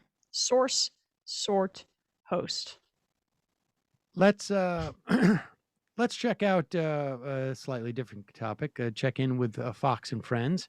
This is always fun to watch Kilmeade and Ducey realize they're not on the same page. I think the days are limited. I feel like Kilmeade is in the back room and he's going down the hall and he's just going like, I think Ducey's had enough. It's like watching Starsky and Hutch break up. It sort of is. Really. Here is Fox and Friends today. Kilmeade is pissed to find out that there is some notion of social justice in Catholicism. That's not his brand of Catholicism. Here it is. By the way, if you're a Catholic and giving money to Catholic charities in America, weren't you hoping it was going to help Americans, not other people from other countries, to come to America illegally? Are you happy about that? Think about that for a second. I think it's our government giving money to Catholic charities, by the way. Well, why is Catholic charities using their apparatus in order to because it makes money for them, and donations are down for a lot of reasons. Maybe because profit motive. The Pope isn't inspiring a lot of people to go to church these days. Are the Catholic charities ethically challenged? Yes. Catholic charities historically have helped the migrant community. This is nothing new. But it's also a profit motive for the Catholic Church. But the illegal migrant community? Because that's who they are. The illegal migrant community. Well, I did not know that. Brian, that's been going on for decades. But here's the thing. By the way, I love the idea that when you give to Catholic charities, it's not supposed to go. It's supposed to go to Americans. Yeah. Right. To a Catholic charity in America. I mean, yeah, can't we remember how Catholicism is an American religion and only extends from, New Jersey to California? There's not much of a history in Central America with Catholicism at all. No, you don't see that very much. You don't really see that. Also, I missed that Pope Francis was like making regular sort of media appearances or like speaking appearances bashing the wall. I don't know, how did he miss that? Yeah, I mean, he also missed that Pope Francis critiqued capitalism publicly, or maybe they did cover that. I'm not exactly sure, but he must have said, this guy's a crank. So I do like the idea that all of a sudden they've also discovered that like the Catholic Church is just about profit motives. I mean, yeah. Not necessarily. The charity part of it is the least problematic. Oh my God! The fortune that the Catholic Church has. Has he heard of a tithe? I mean, I can't wait till they get a Marxist economist to go through the history of the Catholic Church, though. My God, that is really. They should. I wish they had a fun half on their show and we could hear them talk about that. Go further with that. Ducey having to tell Kilmeade, like, are you not aware of what the Catholic charities have been doing for decades? Unbelievable. Oh, this is important. So in Alabama, and I've done a couple interviews about this on the Peacock show. And we've talked about this, and obviously we spoke to Jacob down in Alabama about Matt. I think you and I both were on his show to raise money for these miners, right? Correct. Yep. So the miners down in Alabama, they came up to New York City to protest Warrior Met, right? That's the name of the company that owns the mine. They are owned by, I think, BlackRock. And the miners, some of them came up to New York to strike the BlackRock offices in New York City. These guys have been on strike for now April, May, June, July, 4 months. I think August 1st is 4 months. And they have been working for or striking for better pay and benefits. It is really quite something. And here is their trip to New York City. Are you sick of it? Are you sick of CEOs dictating your lives where you live and where you work? Say hell yeah! That's a significant crowd. And there's some of that anti-corporate, mentality that, Stoller was on. We're not talking about that there should be, when you have the disposition towards the corporations and broadly speaking society, that government should be in there and actually exerting more power and control. Part of that ends up being more support for workers. Saw it in the context of non-compete clauses, which is going to increase the power of workers. But there's other mechanisms too. It's more broadly just accepting that dynamic and then going from there in terms of the details.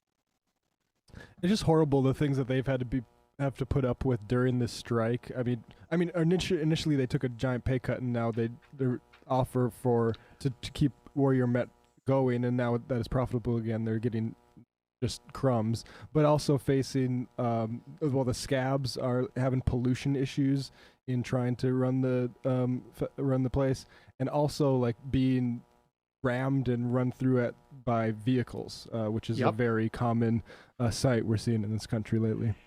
And it's really to get the picture of what's going on down there. The picket lines are very dispersed.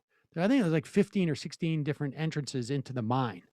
And so that's been very dispersed down there, but it's a very tight-knit community. And so there's a history of at least minor solidarity there. This is fun. So Marjorie Taylor Greene, who incidentally, you may not know this. I didn't quite realize this. She, I think, is the #1 fundraiser in the Republican caucus in the Did you know that? I mean, I think I made that point, and I think I remember you saying that wasn't part of why she was considered valuable to Republicans. But did you? I ignored that.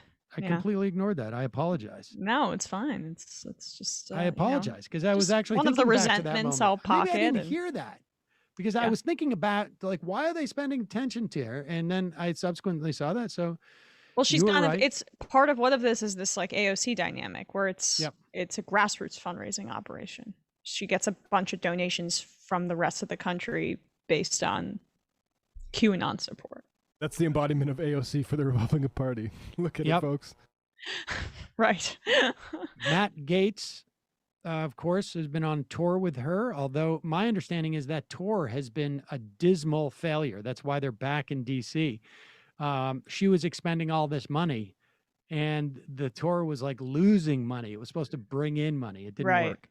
And they're there with Louis Gohmert. It is really, talk about 3 peas in a pod. They are out in front of the Department of Justice, and they are doing a anti-January 6th press conference, I guess. Right. Yeah. Right. Let's play the first clip. Someone very helpful shows up with a whistle and makes things a little bit difficult. And before we, okay, this is the first clip. Is this the first or the second clip? Oh, this is the first one. Okay. Okay. Yeah. The people of this country, we gotta go. The answers to the questions. We need a break. The left is interrupting the press conference. We need to end it. Thank you. For those of you that really care about this process, thank you.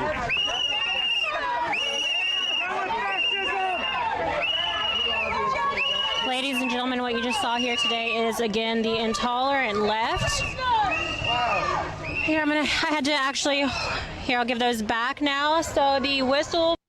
RSBN. But I do love like the image, the slow pan out, and Louis Gohmert just standing there. Wait a saying, second. Thank Hold on. you I still have for something your to time." say. As chaos just swarms around him, he's oblivious and. I blew off lunch for this. Wait a second. Hold on. Everybody, don't go away. God darn it. I'll need my photo up here.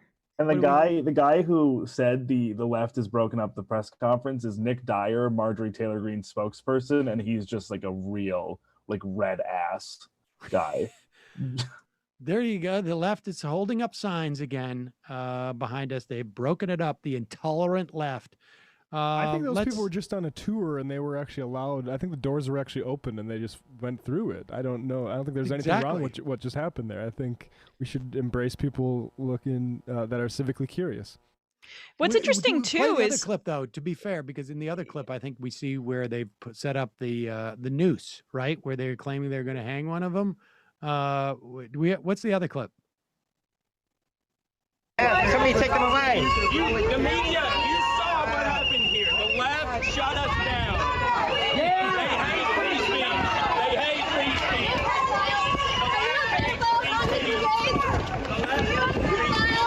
Are you a pedophile? Are you a pedophile? Are you a pedophile? Are you a pedophile? Are you a pedophile? Get back.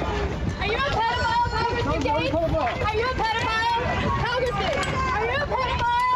Are you a pedophile, Congressman Gates? Are you sure? What? Oh, that's so good. That is. I wish they could have gotten. I wish they could have gotten out that pedophile question with Marjorie Taylor Greene standing there too, right? Like they're in this impossible situation where they're supposed to be rooting out the pedophiles in government, drinking the blood of children under pizzerias in DC, and yet Matt Gaetz is credibly accused of having sex with a minor. Lastly, extending the theme of aggrievement, here's Elise Stefanik. Remember way back when wasn't she like a never Trumper? Wasn't she sort of like the future of the Republican Party, like the responsible Republican Party? Yeah, well, she's stepped into her new leadership role. She's, I guess, appropriately Trumpy for Liz Cheney's old position. And if I'm not mistaken, her district was initially like literally like +2 Trump, and then now is like +25, so she adjusted accordingly. Right. Exactly. I just got a text. Intolerant left is best. Here is Elise Stefanik on with Jim Jordan on the Sean Hannity program, breaking down what the January 6th committee is all about. It's designed to shame Republicans. The question is, why would it shame Republicans? Let's watch. We need a broad scope commission that's focused on political violence. What the Pelosi sham commission is focused on is only January 6th and trying to shame over 70 million Americans who were standing up for constitutional and election integrity issues. We need to look at the political violence that occurred all this past. I understand now. Those people who were running through Congress with a noose and were chanting there "Hang Mike Pence." We're there for constitutional purposes.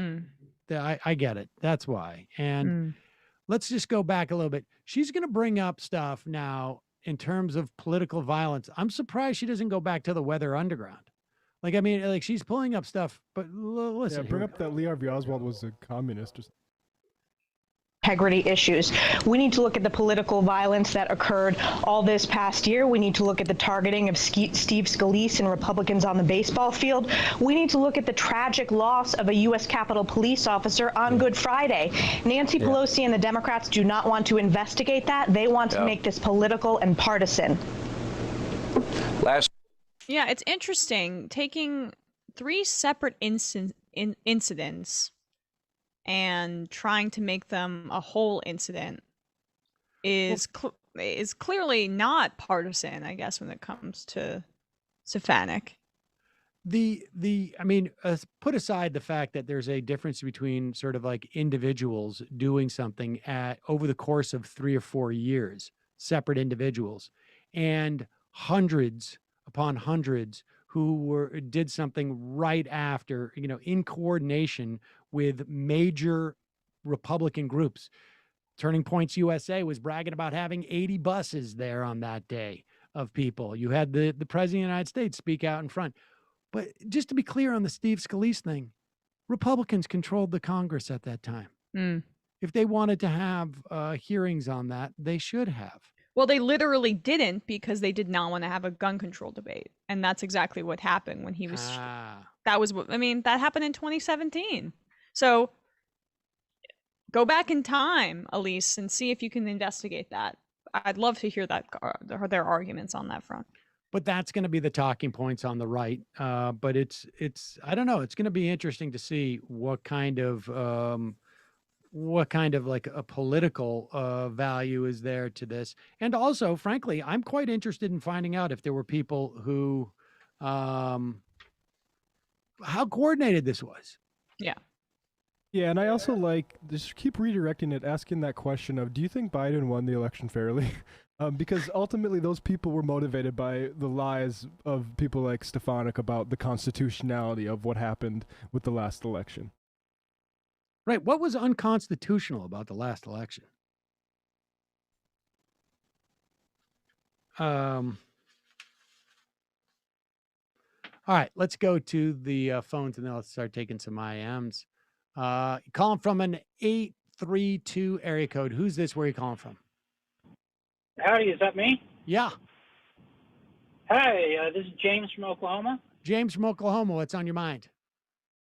Well, I saw those testimonies from the Capitol Police today. I thought those were absolutely devastating.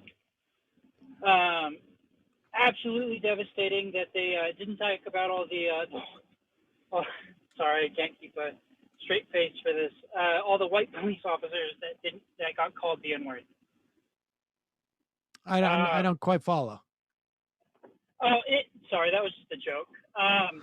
But real talk though, on the subject of antitrust, I think you guys should look into Lloyd Chapman. Lloyd Chapman? He's the founder of the American Small Business League and has won over 100 court cases, I think. All of them freedom of information cases about the government not fulfilling. All right, you're breaking up. I'm sorry. I can't. You're cutting in and out. I can't. We'll look up that name though. Let's go with calling from a 702 area code. Who's this? Where are you calling from? Hey Sam, it's Bro Flamengo from Las Vegas. What's up, Bro Flamengo? I'm pretty good. How about yourself? I'm doing okay. What's happening? Oh no, hey Emma, hey Matt. Hello. I felt like the Stoller interview was kind of, I don't know, it was kind of all over the place. I think on one hand, he's correct in the sense that I feel like when I talk to people, I guess to the left of us, they're not focusing, like to your point, Sam, they're not focused on like courts a lot and federal circuit courts, and those are very, important structures that we need, that the left really needs to, I think, take very seriously. However, though, I think he lost me when he started talking about, like, I guess you said he's playing with a broad brush, but it was more like, hey, like that's not like we focus on a lot of things like Medicare for All, the PRO Act, raising the minimum wage when we talk about structures and stuff. I mean, like, I don't know what he was talking about. I mean, I guess he said he was ranting or whatever, but it just seemed very strange. Also, he said, the right is interested in, I guess, institutions and structures only as far as they can impose their cultural will. Otherwise, they're perfectly fine with everything else. That's why I feel like that was very strange to make that both sidesism. He tried to make a both sidesism argument there, like, well, they're both interested in that. I just think they're just interested as far as that, okay, we have the courts, so we can impose, like, we can get rid of Roe v. Wade, we can get rid of certain cultural things that we don't like. But otherwise, they're just fine with almost everything else. I mean, and they aren't interested in governing at all. And to say like the left, or I guess the broad left that he was talking about, to say that we're not interested, I just think that he just completely missed the mark on that. It was a very strange argument. Like, what do you think? I mean, I need to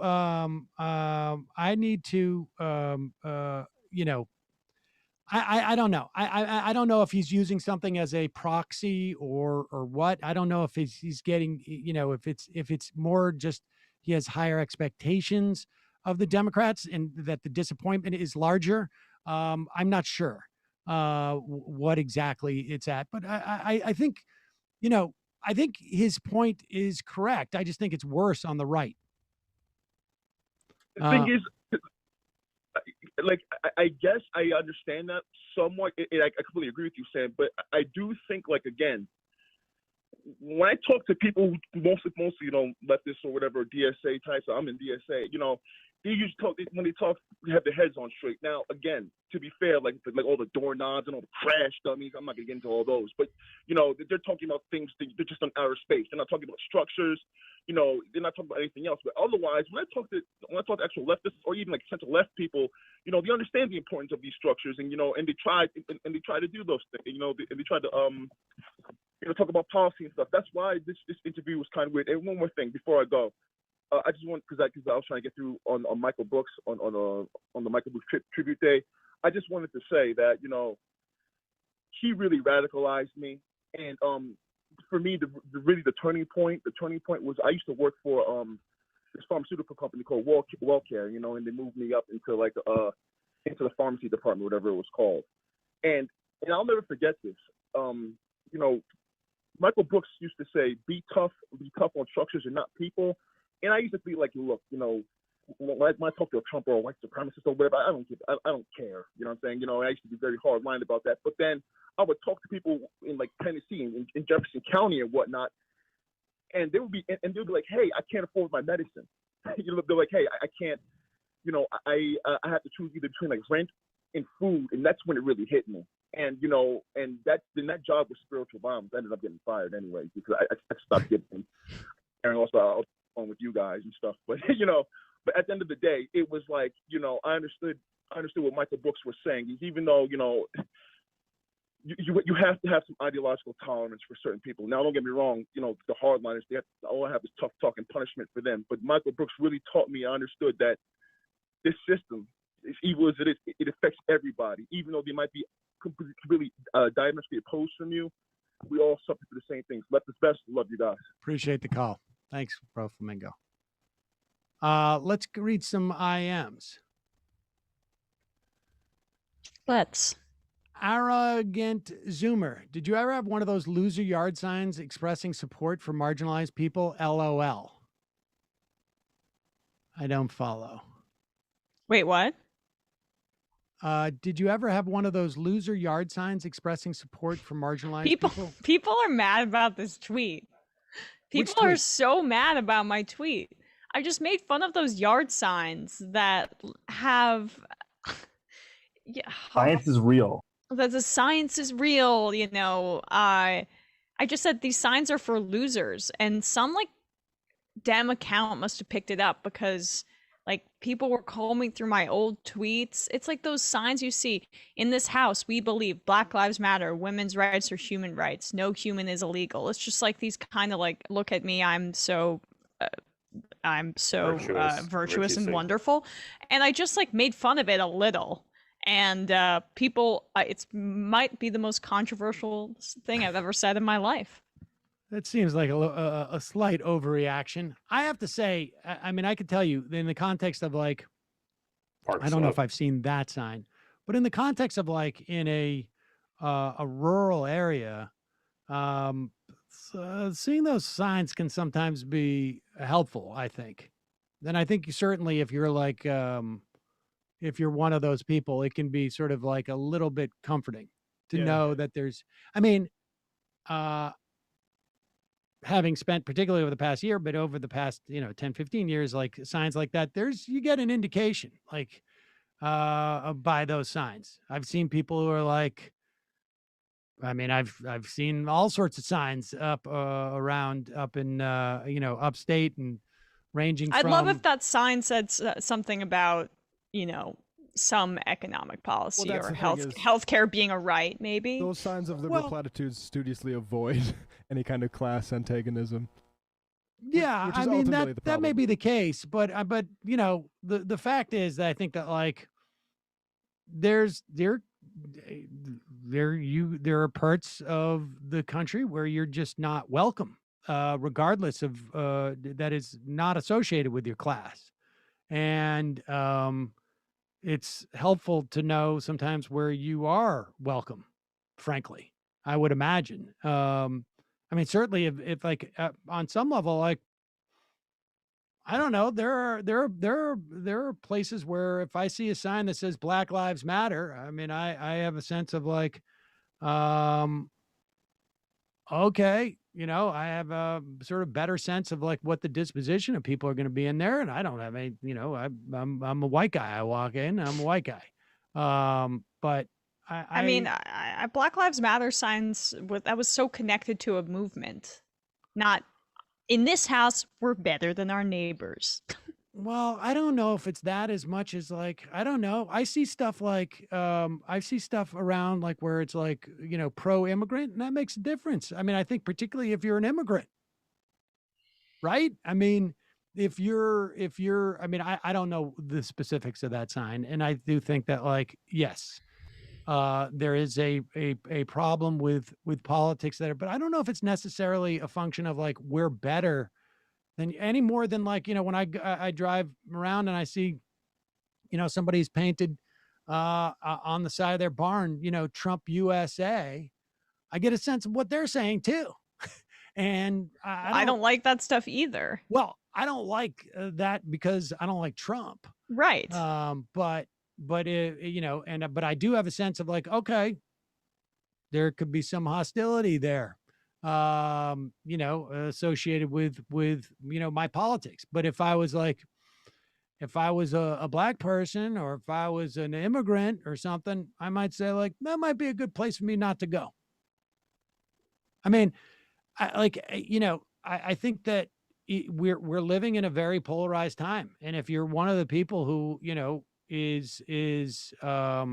if you're one of the people who, the people who are scapegoated on some level, then I think seeing something like that is, can provide some measure of comfort.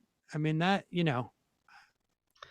I guess it's, I wouldn't necessarily assume that it's just about people trying to show their moral superiority in certain areas. I would imagine some people would do it in areas where it's like they're going to get a lot of, pushback from people around them. I don't know. It depends on what the context is. There's nothing I wanted more today than to relitigate my tweet about the signs being stupid. Well, there you have it. It came with the first I am of the day. Thank you so much. That was from, oh, okay. Ms. Mochi. Is there a ton of civil unrest in South Africa as the result of racial tensions that have never been addressed? Would love to hear from someone who can draw parallels to America if there's any to be found. Michael did a lot of interviews on that, on I don't know exactly that question, but Matt, do you remember a good one? Sorry, what was the question? About there's a ton of civil unrest in South Africa, the result of racial tensions that have never been addressed. Would love to hear from someone who can draw parallels to America if there's any to be found. I would check out Africa as a Country, YouTube's, and Milton Alamati at, Milton Alamati. Yeah, stuff. Michael interviewed him many, many times. David Rubin is silly.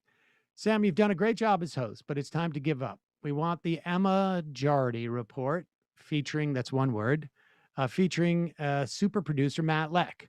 You are a nice guy, but now an old fool, albeit with great hair. Time to hang it up. Grandpa fucking nightmare. Thank you. Appreciate that.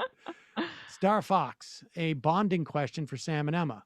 What do you think of the world-renowned Red Sox fan Ben Affleck cucking Alex Rodriguez? Oh, it's fun. Definitely love it. He cheated on her. I mean, whatever. Like, wait, what? Ben Affleck's back with J-Lo. Posted a pic of them making out for her 52nd birthday recently on Instagram. Totally This is the great stuff you can look forward to with Bradley as your producer now, Sam. I had no idea that they were back together or that they had broken up or that they were together. That was a huge cultural moment in like the early 2000s when they were together. Geely, the movie Geely. And he's like, you know, King Boston. I remember that. I remember. Okay, right? You remember Jiggly or So wait, they got back Geely? together? Geely. So they're back together after like 20 years, which is kind of fun. All right. Well, hope for everybody. Yep. Also, A-Rod sucks. Dandelion, prayers for Bob Odenkirk. Yeah, I haven't heard anything as to what's going on. He apparently collapsed on set, and I've reached out to a couple of people. I don't know. I haven't heard anything. Real Joe Biden. Dino, Manchin, and Sinema are going to need to get behind the infrastructure bill ASAP. Go big or go home. There is some worry that if the Republican infrastructure bill crashes, that the so-called moderates will not support the reconciliation bill in the House and in the Senate. Remember, they only have about 3 votes to waste in the House. But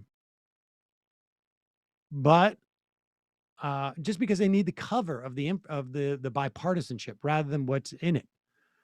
But supposedly, according to reporting that happened, Sahil Kapoor at Bloomberg, there is a deal that has come out, $55 billion in new spending, down from $579 billion.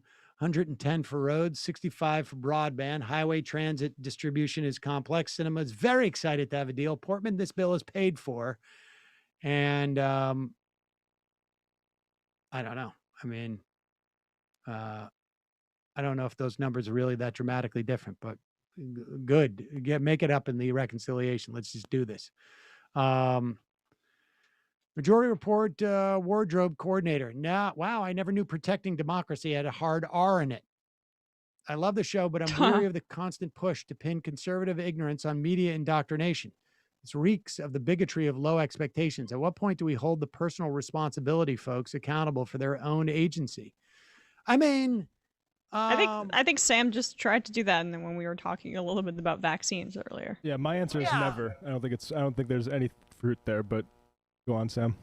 Well, I mean, I think that, like, look, there are individuals who are ignorant, but when you got to take the most responsible, like, people are the ones who are putting out these messages. And there may be, other issues going on. You're always going to have a certain percentage of people that are just not reachable, but you got to hold to account the messaging of this stuff. It makes a difference. We saw like an uptick in. Go ahead. We saw an uptick in vaccinations, and it wasn't because there was fundamentally more opportunity to get vaccinated. It was because some message was getting out there. Maybe it was that the Delta was worse, but that's not coming from these cohorts. I think it's just like you're watching, some change. Messaging makes a difference. And I just don't know where, like, you switch the emphasis from the multi-billion-dollar propaganda apparatuses where people are getting informed from to them themselves and the education that they were offered. Like, I just don't know what. So what? Again, I think like this is like the feel superiority thing coming back again. Yeah.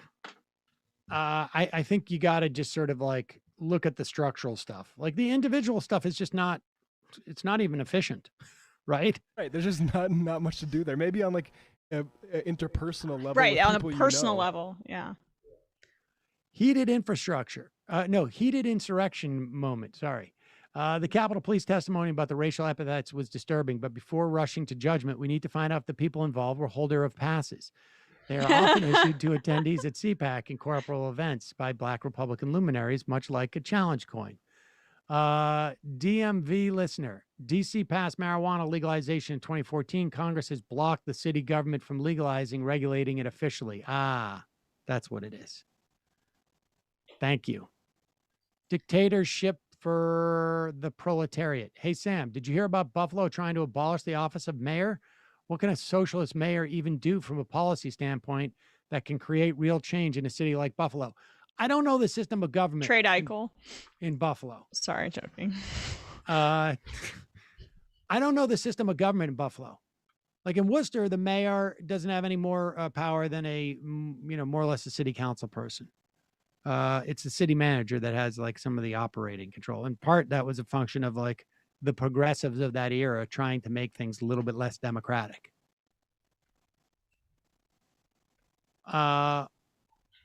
Rawless chain tree. 4 pencils for $10. Oof. Is there a bulk deal?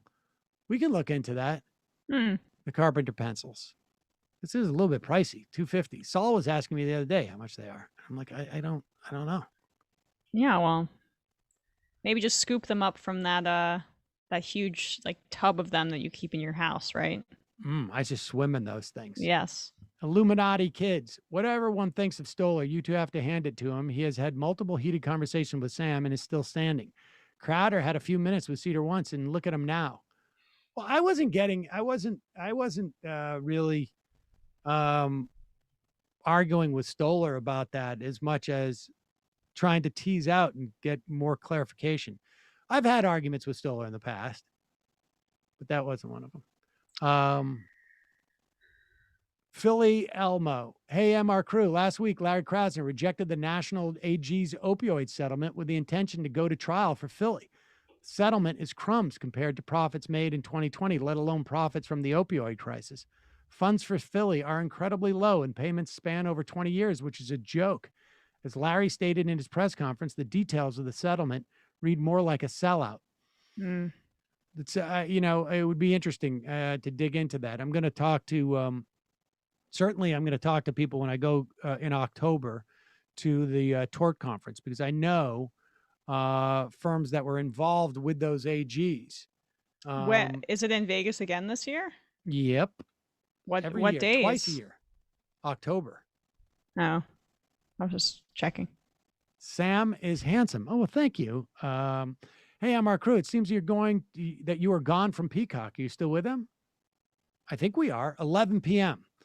We've got one show at 4 p.m. and one at 11 p.m. They keep pushing us out. Pretty soon, it's going to be like 2 a.m. and 3 a.m. Did you see though, Sam? I did Guns Out today. Pretty good. But are you just doing that to make you feel bad? Yeah. Well, no. I just wanted to emphasize to the audience that we still don't really have an answer. Brendan, Matt Cart pointed out that college-educated Americans under 65 COVID deaths is 9,000. Non-college under 65 is 69,000. Wow. I mean, what do you think? What do you think that's about? What's about?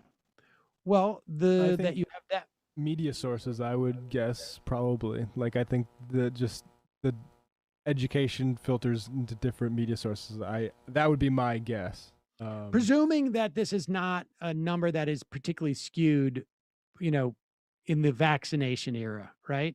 But also part of it is probably, I would also imagine, part of it's media, but part of it's also, I would imagine, your non-college under 65 had to go to work in places that your college educated under 65 didn't have to. There was more opportunity for remote work for college educated Americans, higher income. There may be, I don't know, getting deliveries. I mean, I would imagine to a large extent, it is, it tracks with Black and brown communities that had higher incidences of COVID infection and COVID deaths.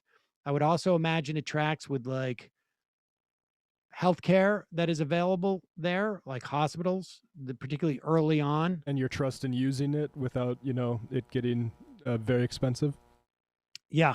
But we also know that, like, hospitals in low income neighborhoods had a higher death rate than in higher income neighborhoods, just in terms of survival rate, not associated even with the number of infections, right? Because they don't have the same sort of quality service at these places. They've been, subject to so many cuts. I bet you a lot of these numbers, come from New York and California. I would imagine, like, where a lot of that comes from. It'd be interesting to break that down.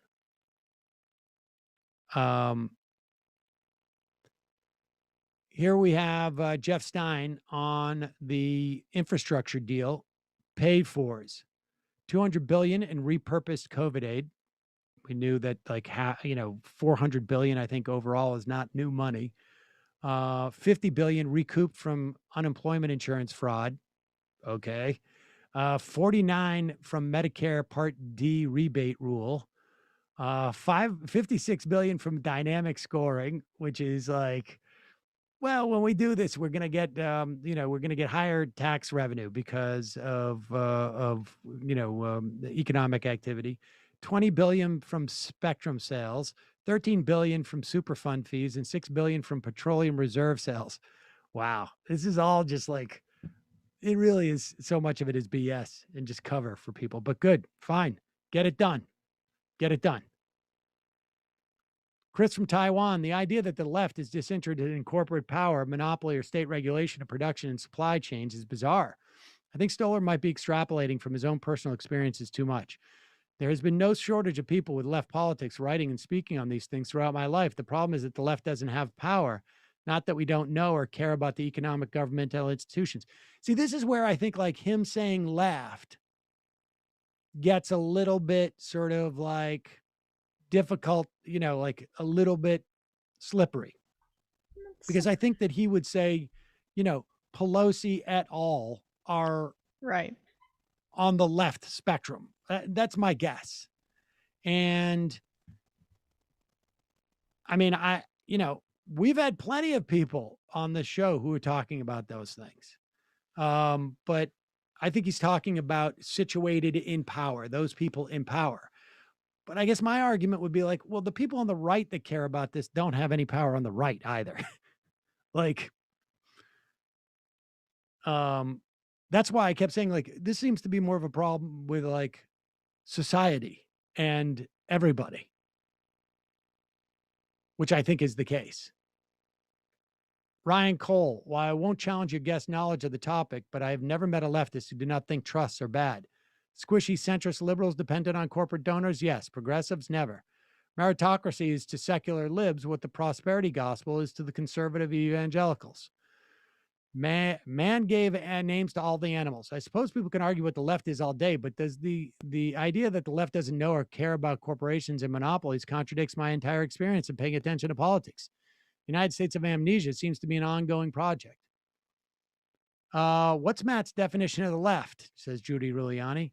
Sun's out, guns out. I have to disagree. Progressives haven't been discussing the size, reach, and power of corporations. There's been a robust debate on the left for years. Bring on James Galbraith, Roberto Unger, Mariana Mazzucato. In fact, debate between Stoller and James Galbraith about John Kenneth Galbraith's economic legacy, who wrote mainly about corporate power and FDR, was FDR's prize czar. That actually might be interesting to do. We've been trying to get Macuso on for a long time on this program. Haven't we, Brendan? Yeah, we have. That's probably the last thing that Brendan will ever say on the show. Say something else. Say something else meaningful, impactful. I will give him a chance to say goodbye at the end. Oh, okay. Till IRS needs funding so badly. Yes, I'm 3 months deep into waiting. What are you going to do? Quit? Deep into my waiting for tax refund because my return, along with the returns of 18 million other Americans last month, has yet to be examined. Just from scrolling Twitter search yesterday, I found a couple of folks still waiting on pre-pandemic 2019 returns to be examined. Anybody who tells you the IRS needs no more funding hasn't done day one of honest work in their life. The IRS definitely needs more funding. We've been cutting the IRS dramatically for decades, for the past decade. We need to fill the IRS with communists, in my opinion. That would be fun. They'd be very aggressive and wouldn't be very aggressive. We just need more funding in there too. Glass-Steagall, I disagree about atheism not being helpful for the left. Okay. Promoting belief in a paradise afterlife is a perfect way to also promote apathy about suffering and injustice in this life, even in your own. And that is such a powerful tool for capitalism, also militarism. It's surprising that anyone on the left wants to be associated with it. Religion is also great for legitimizing and passing on bigotry. So the way atheism can be helpful is making people aware of who, what, and served by religious messaging and helping people recognize fundamentalism and other BS. I mean, that may be the case. I will tell you what Desmond Tutu said to Janine and I when he came on to the show, which was religion is like a knife. It can be used to spread butter, or it can be used to be stick in your gut. Right. Like, I mean, we saw how the sort of new atheist project just evolved into basically justifying intervention against Muslim countries using military force. Like, I agree that religion can be used for reactionary purposes and often is, and basically is like the psychological operations for the state in a lot of cases throughout history. But also, like, when it comes to going after individuals who might subscribe to that religion, it's just not helpful to attack their religion. Stick to the capitalism and maybe talk about how their religion is being attacked by capitalism and malformed by it, but don't attack the religion as a way to, like, illustrate capitalism. Right. And I also don't see a relationship necessarily between how less religious of a country we've become and a furtherance of anti-capitalism. Yeah. I mean, there's, you know, I think fundamentalism is very problematic. I just don't think that religion is as problematic as it is as I agree, because I mean, there's you want to win over cohorts in areas where religion is important, and you have a Latina population that values religion. You also have a Black population that's religious in some areas of the country. And, you know, I think, like, there's a tendency maybe in left discourse to be a little insular and coastal and city focused, and that's, I think, where a lot of promotion of some sorts of atheism, which I'm an atheist myself, but is a little concentrated. As an atheist these days, says Vinnie Holiday, I find more common ground with liberal Christians than conservative atheists. Mm-hmm. They find more in common with right-wing Christians than they do with you. Because religion, it doesn't need to just, I mean, be like a belief in the afterlife. Doesn't mean that what's happening on planet Earth matters that much. It can also mean, you know, my values instruct me to be kind and charitable, etc. It cuts both ways, and that brings us back to that knife analogy. Right, cuts both ways. All right, final well, call that'd be a of the sword, day. but Calling from a 505 area code. Who's this? Where are you calling from? Hi, can you hear me? Yeah, who's this? Where are you calling from? Hi, this is Adam calling from Tewa Lands, commonly referred to now as Albuquerque, New Mexico. Okay, Adam from Albuquerque, New Mexico. What's on your phone? Wait, what's on your mind? Well, I appreciate you all taking my call. I had a question regarding, I guess, the left or progressive left or liberal or whatever, however you want to frame it, doesn't really matter. But I have a question as most of those who are, I guess, assumed to be on the left, they mostly focus on policy or reform. Why don't they often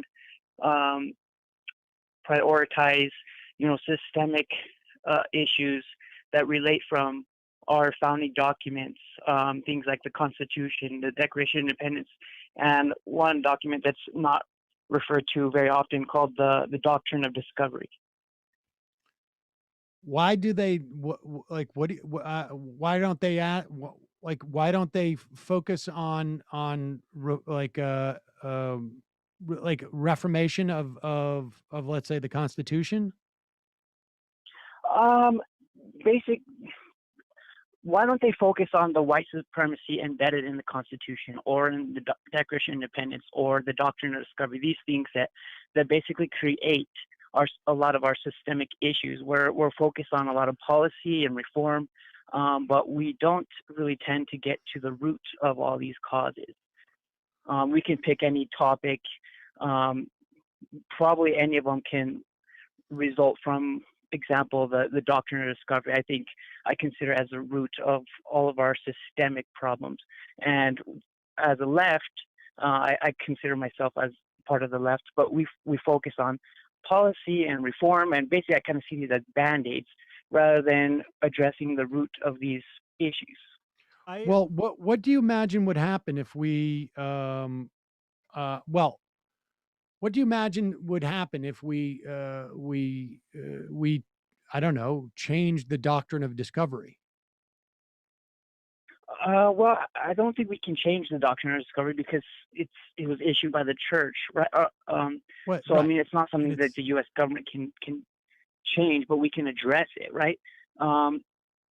So let's I say have an answer. We're fighting for Hold on, many issues Matt in has the country separately. Matt has an answer. Like, my answer would be that this is not about those sort of founding things. This is preceded those, actually. Those sort of codified a state of affairs that already sort of existed with regards to like plantation slavery, I think you're alluding to. And this is more about policy. Like, if you look at how race and gender were constructed, it was colonial policy saying we're going to a white woman, any sort of fruits of her labor will go to the man of the house, but a black woman, that will be taxed by the state. Like, these sorts of policies are actually what formed these sort of race and gender inequalities, I think. So I think it's vital to focus on the policy. I think your point is well taken, that we should be, clear-eyed about what these documents and myths mean, but fundamentally this stuff was formed by policy. Well, true, I agree.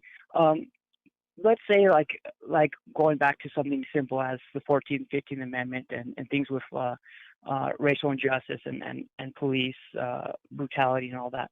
With the 14th and 15th Amendments, of course, the rights that they guarantee. But regardless of those rights, we're still having to make up new policy that, protects people's right to vote or protects people from police.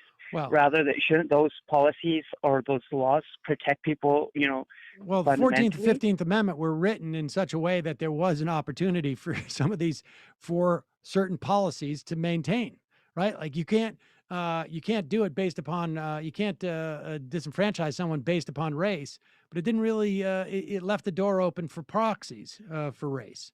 And so we've got to correct those. I mean, because frankly, yes, even in, those were compromises in those Reconstruction era amendments. They were compromises.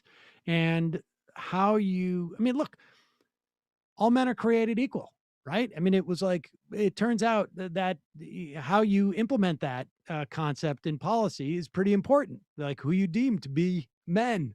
And what in terms of being equal. I think, like, look, it never hurts to have more of a historical context for these things. But I mean, to go back, first of all, it's also just not viable necessarily to go in and, amend the 15th Amendment so that it's more specific. But you do it through policy. I mean, but I do think, a historical basis of it is okay. Appreciate the call.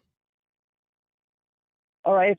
If you mind, can I just say one last thing? You don't have to answer this question, but more of like a rhetorical question. Sure. Thank you. So while Native Americans, I would consider as first formers resistance to capitalism and settler colonialism, their actions paved the road for progressivism and social issues, class struggle. But we now often dismiss that, and we hardly talk about that. So maybe I'm bringing this up as a form of discussion on the left. We hardly talk about these things, especially in Native resistance, because their problems are our problems. But I appreciate you all. Thanks for taking my call. All right, thanks for the call. Interesting perspective on that. Yeah. I'm gonna give you some thought. I'd echo that. I mean, I think Dakota Access Pipeline, a lot of the things you see down to the legislation to make it okay to hit people with cars, started there. And yeah, I think that's a good point. All right, I'm going to do 5 IMs and we're going to get out of here. Between the 101 and the 5, the word politics is basically synonymous with the Game of Thrones and the drama around DC, but it's not just the kabuki theater created by the media's manufacturing consent. Stoller's right. Seems to me that it goes way far back, like the Red Scare went so deep that any perception of government involvement that intersects with the production side of things is so taboo we can't even imagine it. The Tim Caucus. I think Matt's critique raises some good points. I have a similar thought on the messaging about police abolition. The name on its face feels like it's about tearing something down, while the underlying implications are the reinvention of public safety systems. I worry not enough emphasis gets put on the change we want to achieve. True North politics. Hopefully by the time Brendan is back, Emma will have completed her coup d'etat of Sam. Kid-tested Politburo. I don't use yard signs and I don't really care, but it's nice to see that not everyone in the neighborhood is a frothing lunatic. I think people really think they're helping or supporting others with those signs, not that they're any better than others, although I'm sure that happens. I wish I never said anything. Like I couldn't care less about this topic. CJ. But I cared enough to tweet about it. God damn it. There you go. Never tweet. CJ, Stoller was sounding so reasonable until Sam did the smallest of pushbacks, and that brought out the Herbert Marcuse rant. I hate chips. I never get to listen to you guys live, but I listen to you every day when the pod drops. Just wanted to send my regards to Brandon.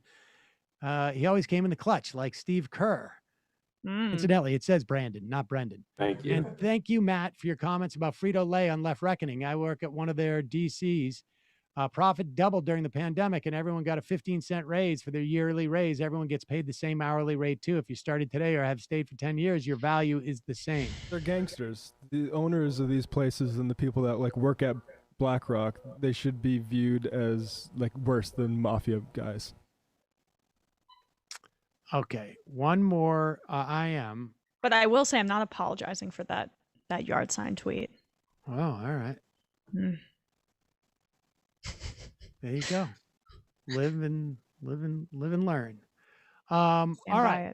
Let me just, Brendan, you want to say your final goodbye? Thank you for all the time on the show. Of course, you're not actually leaving the family, but you're just not allowed at the dinner table anymore.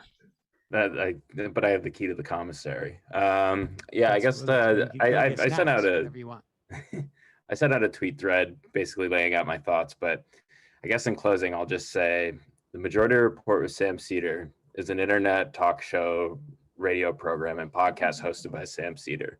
The program focuses on the discussion of current events and political affairs from a social, democratic, progressive, and left-wing standpoint. To this end, comedy and satire are used from time to time to make key points. Originally airing on Air America Radio Network from March 2004 to July 2006, the original show was hosted by Janine Garofalo, and Garofalo was reportedly originally asked by Air America to host the program and suggested Seder as a co-host. To Wikipedia. I'm going to cry.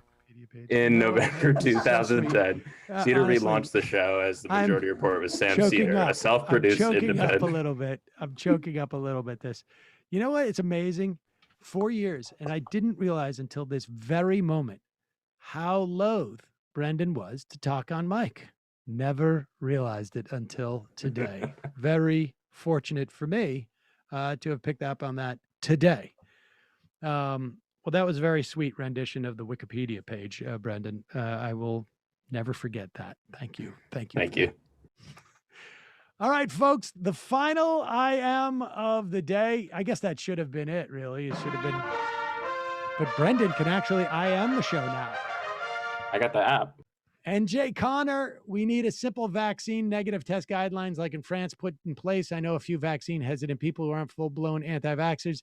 And if you made their lives slightly more inconvenient, they'd get the vaccine in a heartbeat. All right, folks, see you tomorrow.